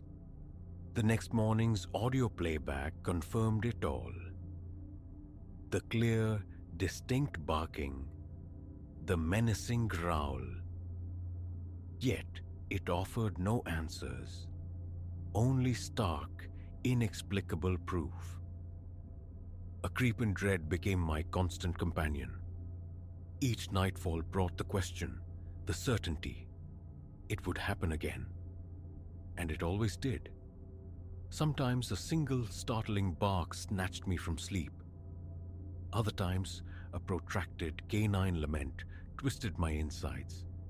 I started whispering into the darkness. Go away, as if addressing a sentient entity. I left food scraps on the porch, a desperate offering to a potentially hungry stray. The food remained untouched. I dusted the porch with flour, hoping for clearer impressions, but found only the familiar, amorphous wet patches leading to my door, ending abruptly. Now, as I sit here, the sound persists. That incessant barking outside, it doesn't stop. Clouds smother the moon, and I steel myself for another passage through the long dark hours. My throat is parchment. My arms ache with tension. My gaze flickers compulsively towards the windows, anticipating a fleeting shape against the glass. What does it want? Where does it vanish? Each venture onto the porch reveals those sodden marks. Each attempt to trace their origin leads only to their dissolution in the grass.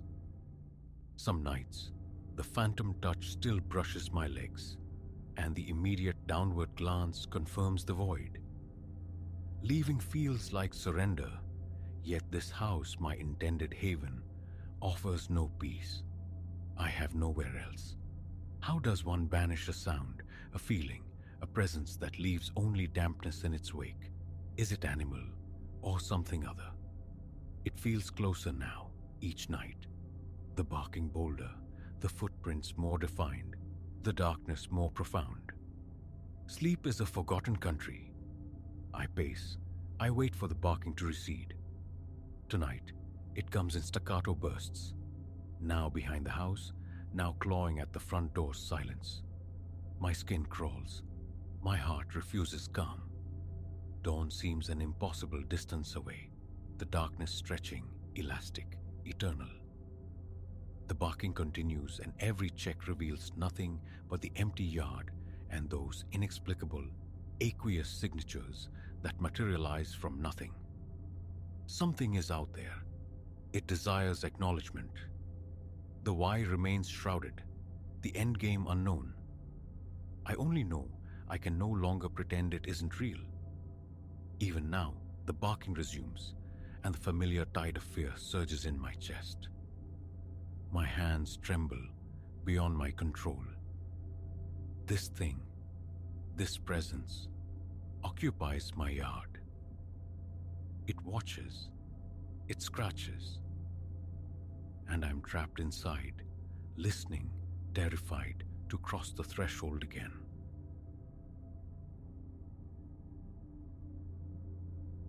The stillness struck first.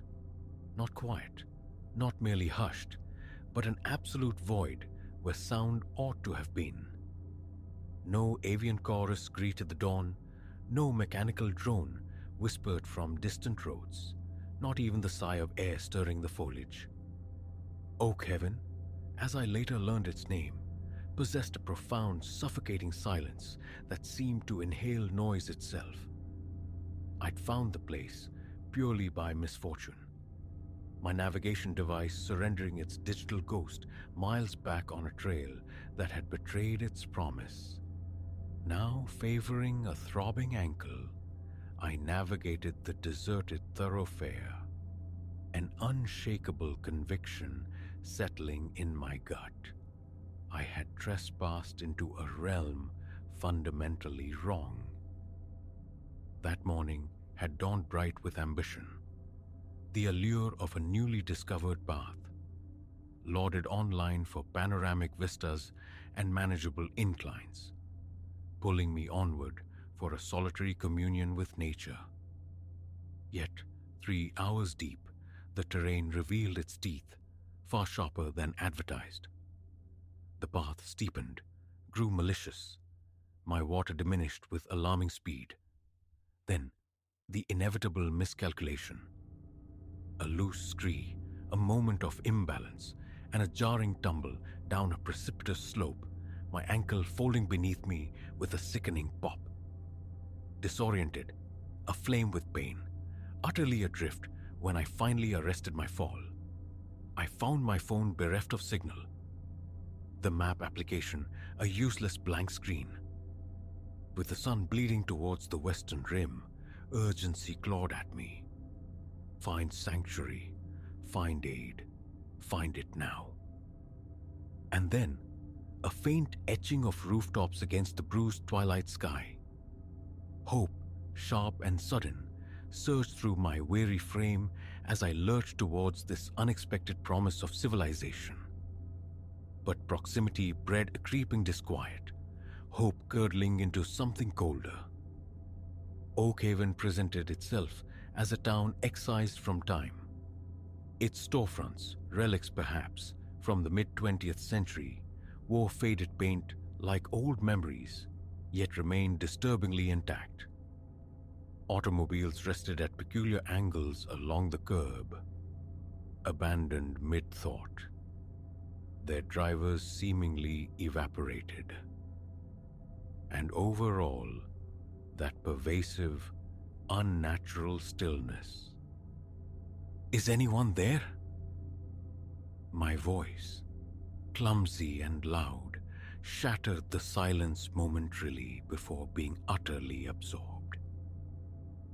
"Please, I'm injured." Nothing answered. Not a whisper, not the faintest resonance. The air itself felt like cotton batting, muffling my plea. I limped towards a structure proclaiming itself a diner. A neon open sign pulsing erratically, a dying heartbeat in the gathering gloom. A muffled chime sounded as I pushed through the door, stepping into a flawless diorama of bygone Americana. Crimson vinyl booths hugged the walls. A jukebox stood, sentinel, mute, in one corner. Yet, the space was utterly devoid of human presence. "Hello?" I ventured again, my voice instinctively lower, reluctant to disturb the profound quietude. "I need assistance. My ankle. I need to make a call." As my vision adapted to the dimness, a detail snagged my attention. Upon a table, a meal sat arrested mid-consumption, the food chilling upon the plate.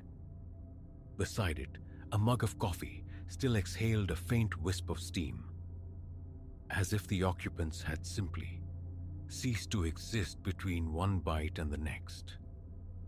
Ice traced a path down my spine. This place was profoundly, terrifyingly wrong. Retreating from the diner, heart hammering against my ribs, I found the street subtly altered by the deepening shadows, now stretching like grasping fingers. It was then I perceived it, a flicker of motion within a shop window opposite. A face, stark white and hollow-cheeked, observed me for a scant second before vanishing behind a drawn curtain. "Wait!" I cried, stumbling across the asphalt. "Please, I need your help." My hand had barely grazed the door handle when it swung inward, revealing an elderly woman. Her eyes were deeply recessed, her flesh like aged parchment, yet her gaze held an unnerving acuity that halted me. "You oughtn't have come," she breathed, her voice a dry rustle of leaves. "Nowhere's safe once night falls." Before a reply could form, her grip, surprisingly tenacious, clamped onto my arm. She pulled me forcefully inside, the door slamming shut with echoing finality. The interior resembled a general store, its shelves laden with dust-filmed tins and wares long obsolete. "What is this place?" I stammered, a tremor in my voice. "Where is everyone? I just need to use a phone. My ankle." "Hush!" She hissed the command, a bony finger pressed firmly against her lips. "They possess keen ears." "Who?" The question escaped as a whisper, fear tightening its cold fist around my insides. The old woman peered through a gap in the window coverings, her eyes darting with frantic energy. "The newcomers," she murmured, her tone laden with cryptic dread. "Those who claimed the rest. We embraced them as saviors initially.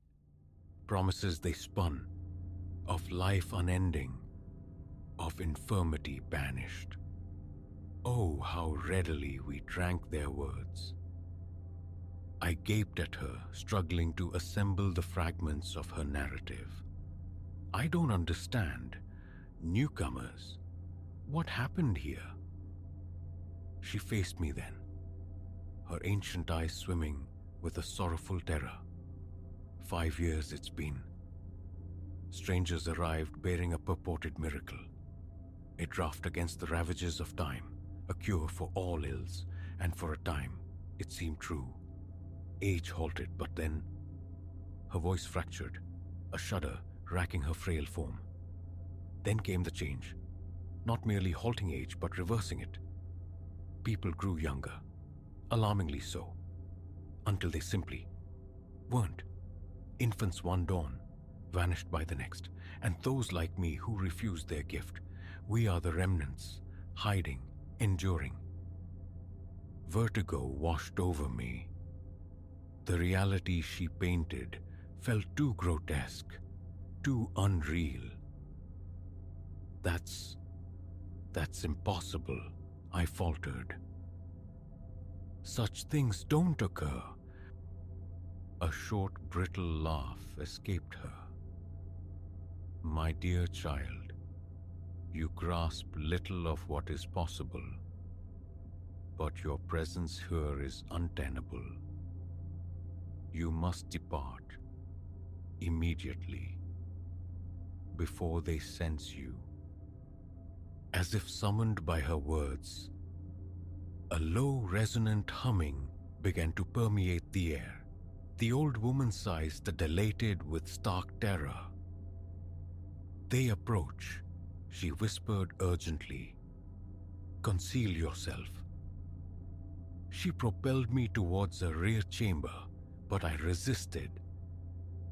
"No, I won't leave you. Come with me. We can escape together."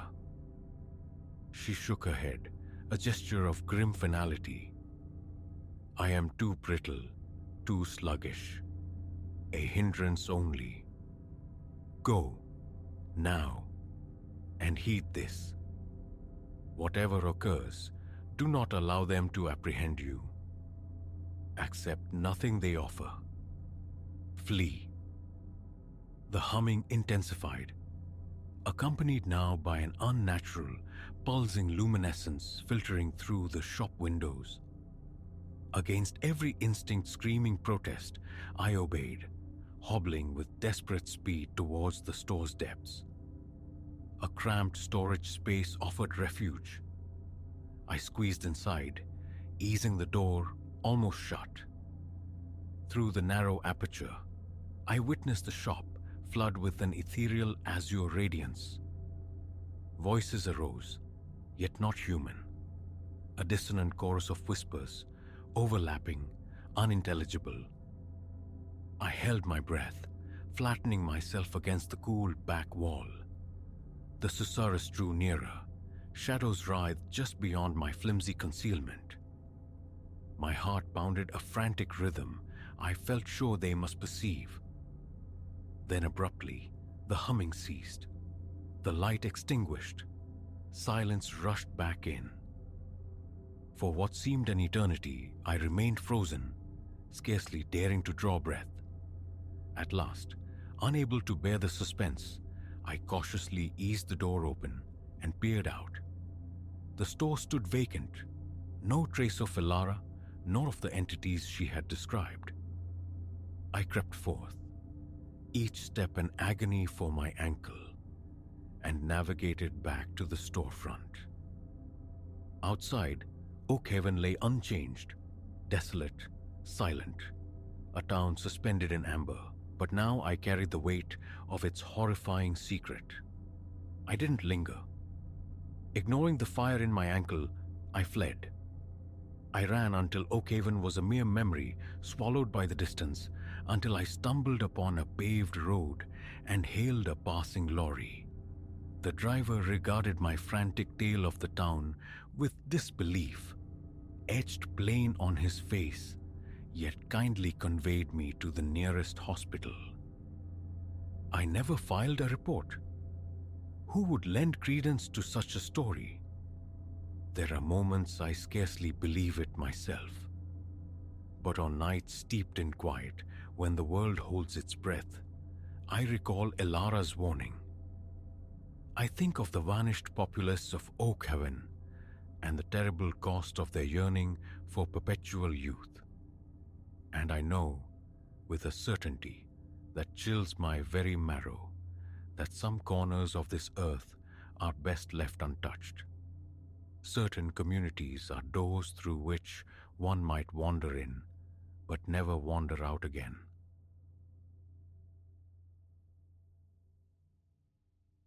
The basement door sighed open on protesting hinges, releasing a puff of cool, stale air that coiled around my ankles. 21 days we'd inhabited this house, and I'd religiously skirted that subterranean pocket of damp chill and forgotten things. But gravity, indifferent to my unease, had claimed Maya's bright sphere, sending it bouncing down the wooden steps. Avoidance was no longer an option. Drawing a breath that felt thin in my lungs, I thumbed the switch, bathing the descending stairs in stark light, and began my reluctant pilgrimage into the house's belly. That was the moment I saw it, nestled in the foundation's rough concrete. A door where only wall should stand. We'd acquired the Hawthorne house on Elmwood Lane for what felt like a song, a whisper on the wind in this ravenous market. It demanded restoration, yes, but the structure was sound. Clara, my wife, had been instantly captivated by the sweeping veranda. Our daughter, Maya, vibrated with the thrill of claiming her own sunlit bedroom upstairs. As for me, I was simply relieved, grasping at the frayed edges of that elusive suburban contentment. Those initial weeks dissolved into a montage of cardboard mountains, paint fumes, and the rhythmic chaos of settling. Immersed in the transformation, we'd subconsciously catalogued the house's minor eccentricities. Errant shivers tracing unseen paths across the parlor, lights stuttering like uncertain thoughts, the scuttling whispers within the plaster I'd readily attributed to the furtive life of rodents. Standing now in the cellar's gloom, confronting this impossible aperture, such easy dismissals felt laughably naive. It was undeniably old, the timber bruised dark with age, seeming to predate the surrounding construction by decades. Strange, indecipherable glyphs were etched into its weathered surface. It possessed no knob, no handle, merely a single, pitted iron loop centered in the wood, like a mooring ring for something long adrift, and it was small, stunted, barely reaching my chest. Clara? My voice sounded unnaturally loud in the confined space. Could you come down here a moment? Her footsteps echoed from the floorboards above, then descended the stairs. Leo, find Maya's ball. She halted abruptly, her gaze locking onto the object of my own bewildered stare. What in God's name? You had no idea, I asked, the question rhetorical. She shook her head, eyes wide with disbelief. It wasn't on the plans. The showing. Leo, where did that manifest from? My hand lifted, moving towards the coarse wood. But an instinctual recoil, a primal warning against disturbing deep slumber, arrested the motion. "Should we?" Clara whispered, the question hanging unfinished in the musty air. Before I could formulate a response, Maya's voice drifted down from the sunnier world above. "Mommy, Daddy, did you get my ball?" Clara and I exchanged a loaded glance. "Later," I murmured, retrieving the errant toy. "We'll figure this out later." We ascended, pulling the basement door firmly shut behind us, the click of the latch sounding inadequate. But the image of that other door, the impossible one, remained seared onto my mind's eye. What secrets did it guard? And why had it remained hidden until now?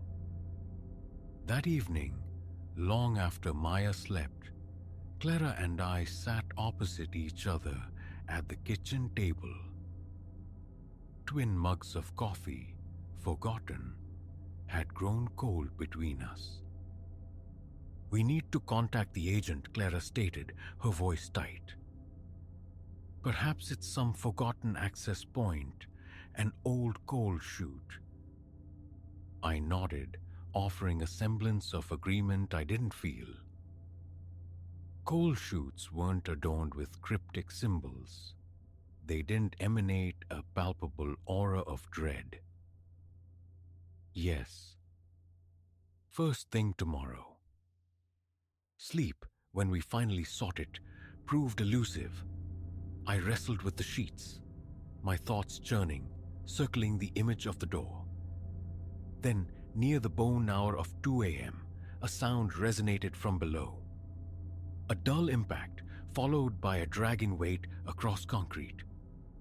I sat bolt upright in the darkness, my heart a frantic drum against my ribs. Clara stirred beside me. "Leo, what is it?" "Shh," I breathed. "Listen." It came again, louder, more distinct. A heavy thud, then a prolonged scrape that grated on the nerves. Clara's hand found my arm, her grip tight.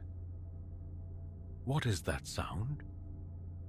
Swinging my legs over the side of the bed, I reached for the hefty baseball bat propped in the corner. A pathetic talisman against the unknown. Going to see. "Leo, don't," she pleaded, her voice trembling. "Let's just call someone." But a grim compulsion propelled me forward. Probably just raccoons got in, back in a minute. I crept down the main staircase, each tread groaning its complicity under my weight. The scraping sound intensified as I neared the basement door. My hand, slick with sweat, trembled as it closed around the knob. The cellar beyond was a pit of blackness, save for the weak moonlight filtering through the high, grimy windows. Fumbling for the light switch, my gaze fixed on the far corner. I braced myself. The fluorescent tube above coughed into life, painting the cellar in stark, angular shadows. And there, where the impossible door stood, it gaped open. Air hitched in my throat. It hung ajar, revealing not structure or space, but an absolute negation of light, an impenetrable void. The scraping sound, sharper now, issued directly from that oppressive darkness. One hesitant step forward, then another. The bat felt absurdly light, useless, in my damp grasp. "Hello?" My voice cracked, a fragile thing in the heavy silence. "Anyone there?" The scraping ceased instantly. The silence that followed was vast, suffocating. And then, from the depths beyond the threshold, a ripple of sound, impossibly light, chillingly close. A little girl's laughter. I stumbled backward, the bat nearly slipping from my grip.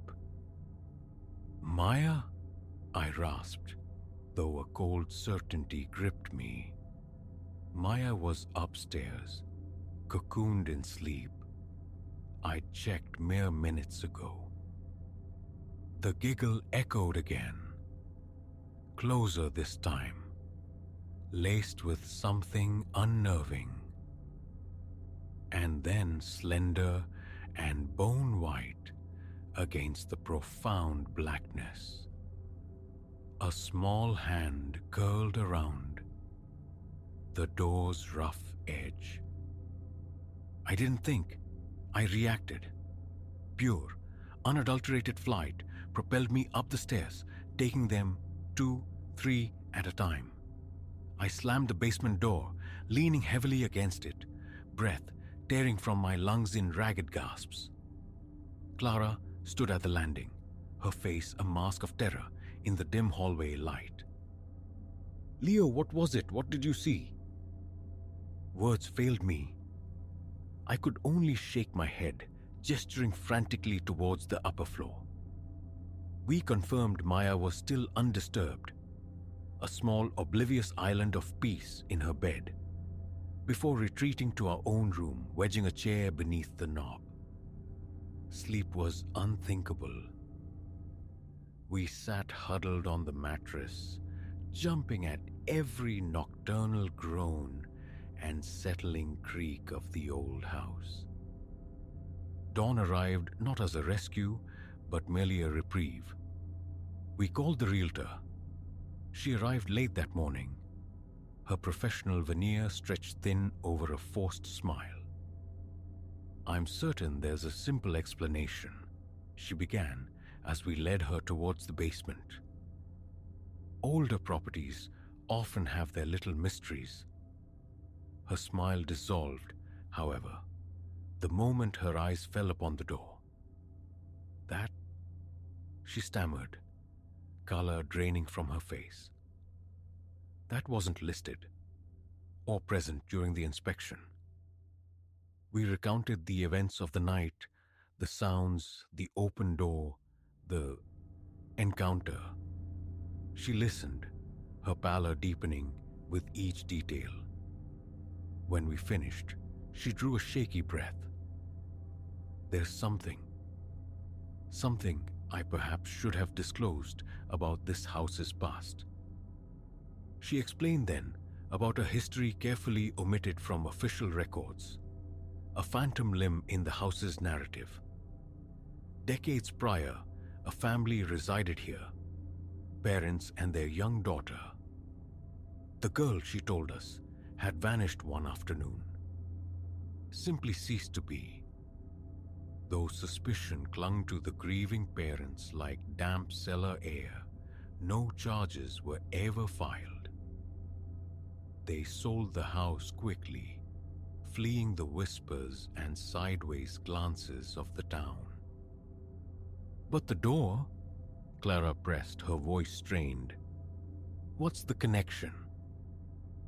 The realtor shook her head slowly, her gaze drifting unwillingly towards the small dark portal. "I can't say for sure, but stories persisted.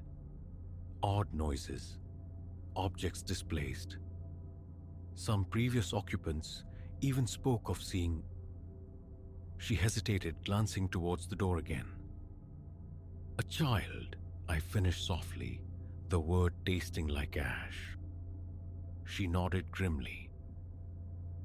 "I am truly sorry. We were led to believe. We hoped any unusual activity had long since ceased. It's been quiet for years." We stood in heavy silence, the three of us contemplating the door. Closed now, It looked almost ordinary, yet we knew the truth of its latent menace. "What do we do now?" I asked, the question directed at the heavy air as much as anyone. The realtor sighed, a sound of weary resignation. "The choice is yours, of course. We can list the property immediately, or..." "Or?" Clara prompted. "Or?" the realtor said, her voice barely above a whisper. "You could attempt to understand, to help her perhaps, the little girl. Maybe she lingers because something holds her here. Maybe she needs resolution." I looked at Clara, saw the war waging in her eyes, the desire for the home we'd envisioned clashing with the chilling reality we now faced. Could we raise Maya here, under the shadow of another child's unresolved tragedy? Ultimately, we chose to remain. We sought a priest's blessing for the house, delved into brittle newspaper archives seeking clues about the lost girl, even endured a tense, unproductive séance. And slowly, the house seemed to exhale. The overt manifestations receded. The scraping sounds vanished. The pale hand did not reappear. Yet sometimes, drifting on the uncertain edge of sleep, I still perceive it, a faint, disembodied echo of merriment seeming to rise from the depths. I question our decision constantly. Are we providing solace, facilitating peace for a spectral resident, or merely deceiving ourselves into a fragile truce? Because the door endures, a permanent question mark embedded in our foundation. And sometimes, when fetching laundry or checking the furnace, my eyes betray me. Or perhaps they don't. I could swear a door is open just a fraction, waiting, extending a silent invitation. And a cold sliver of dread lodges in my heart as I wonder what awaits. Should I ever find the courage or the madness to step across its threshold?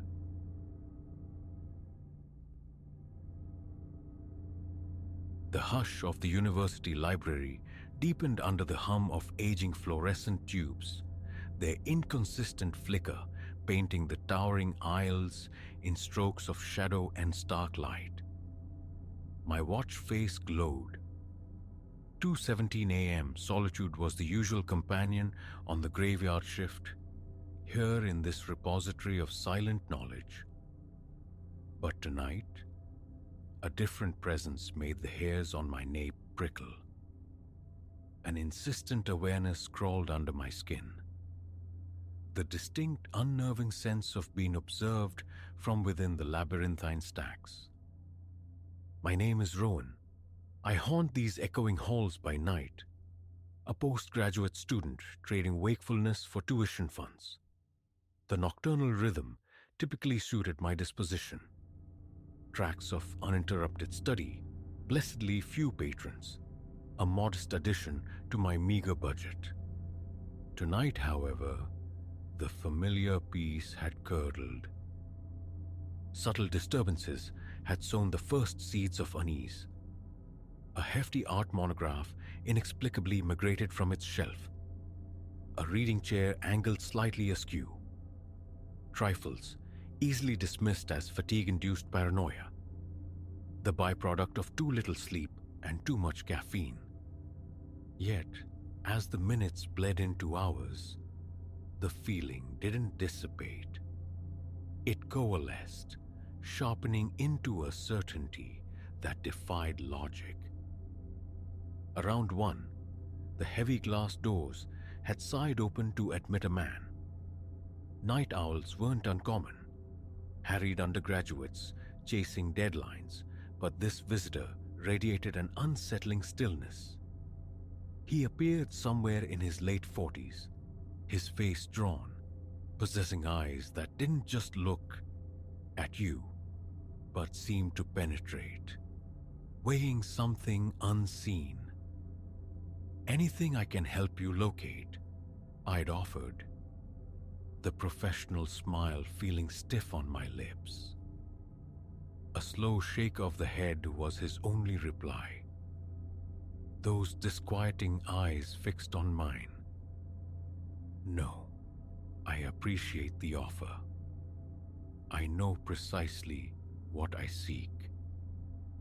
He then melted into the shadowed canyons of bookshelves, leaving me with a powerful, irrational urge to track his movements.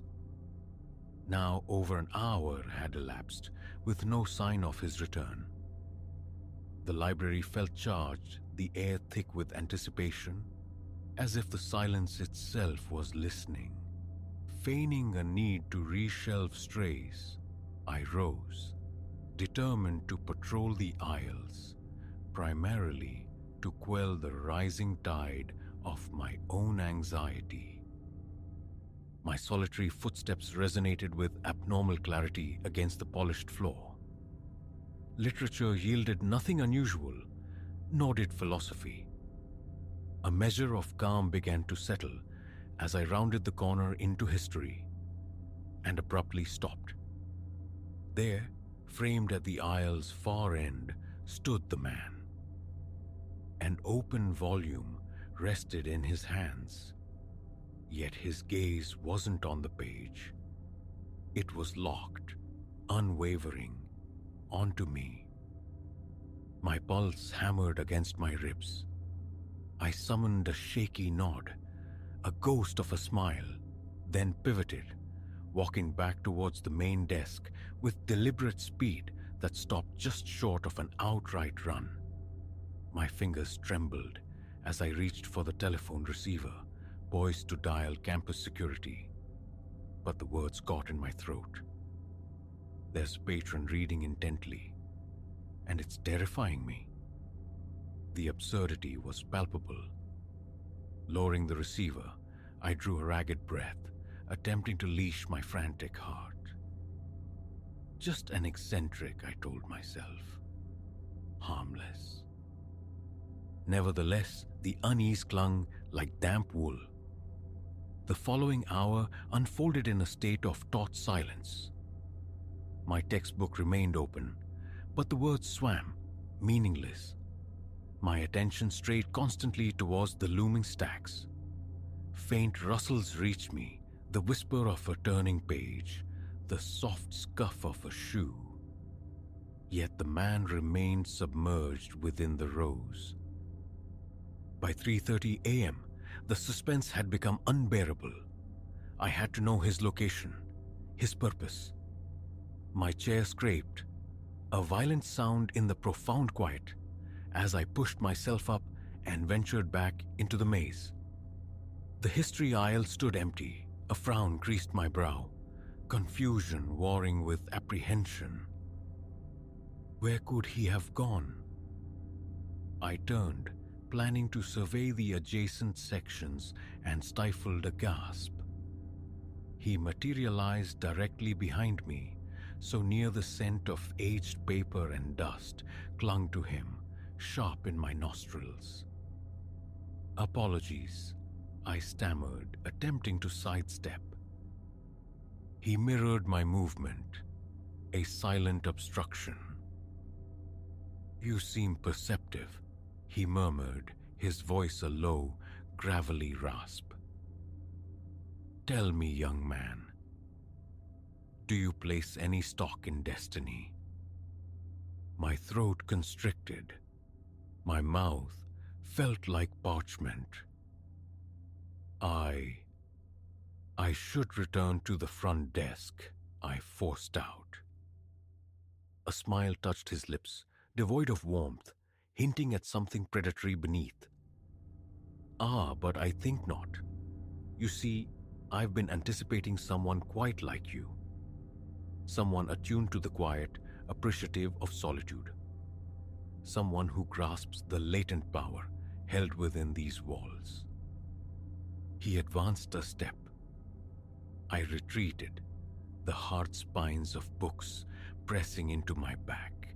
Panic, cold and sharp, flooded my veins. I was cornered. "What is it you want?" The tremor in my voice shamed me. His smile stretched, revealing teeth that seemed unnervingly prominent, almost too pointed.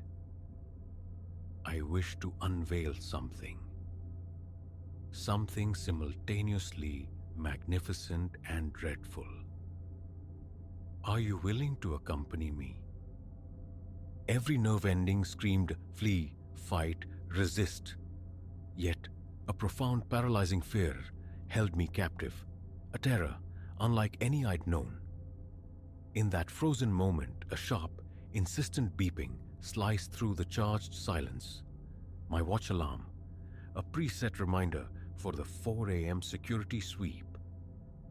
The mundane sound shattered the strange hypnosis. Instinct propelled me.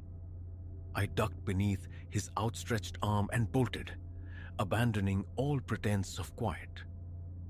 Behind me, I heard his footfalls, surprisingly swift. I burst from the stacks, heart pounding, eyes fixed on the front desk, the lifeline of the security phone. Rounding the final bookcase, a wave of horror washed over me. The desk was deserted. The phone was gone. A hand clamped onto my arm, wrenching me around. The man's face loomed inches from mine, his eyes blazing with a feverish, manic delight. "No further disturbances," he hissed. "Your true education is about to commence." Primal survival erupted. I drove my knee upwards, connecting solidly.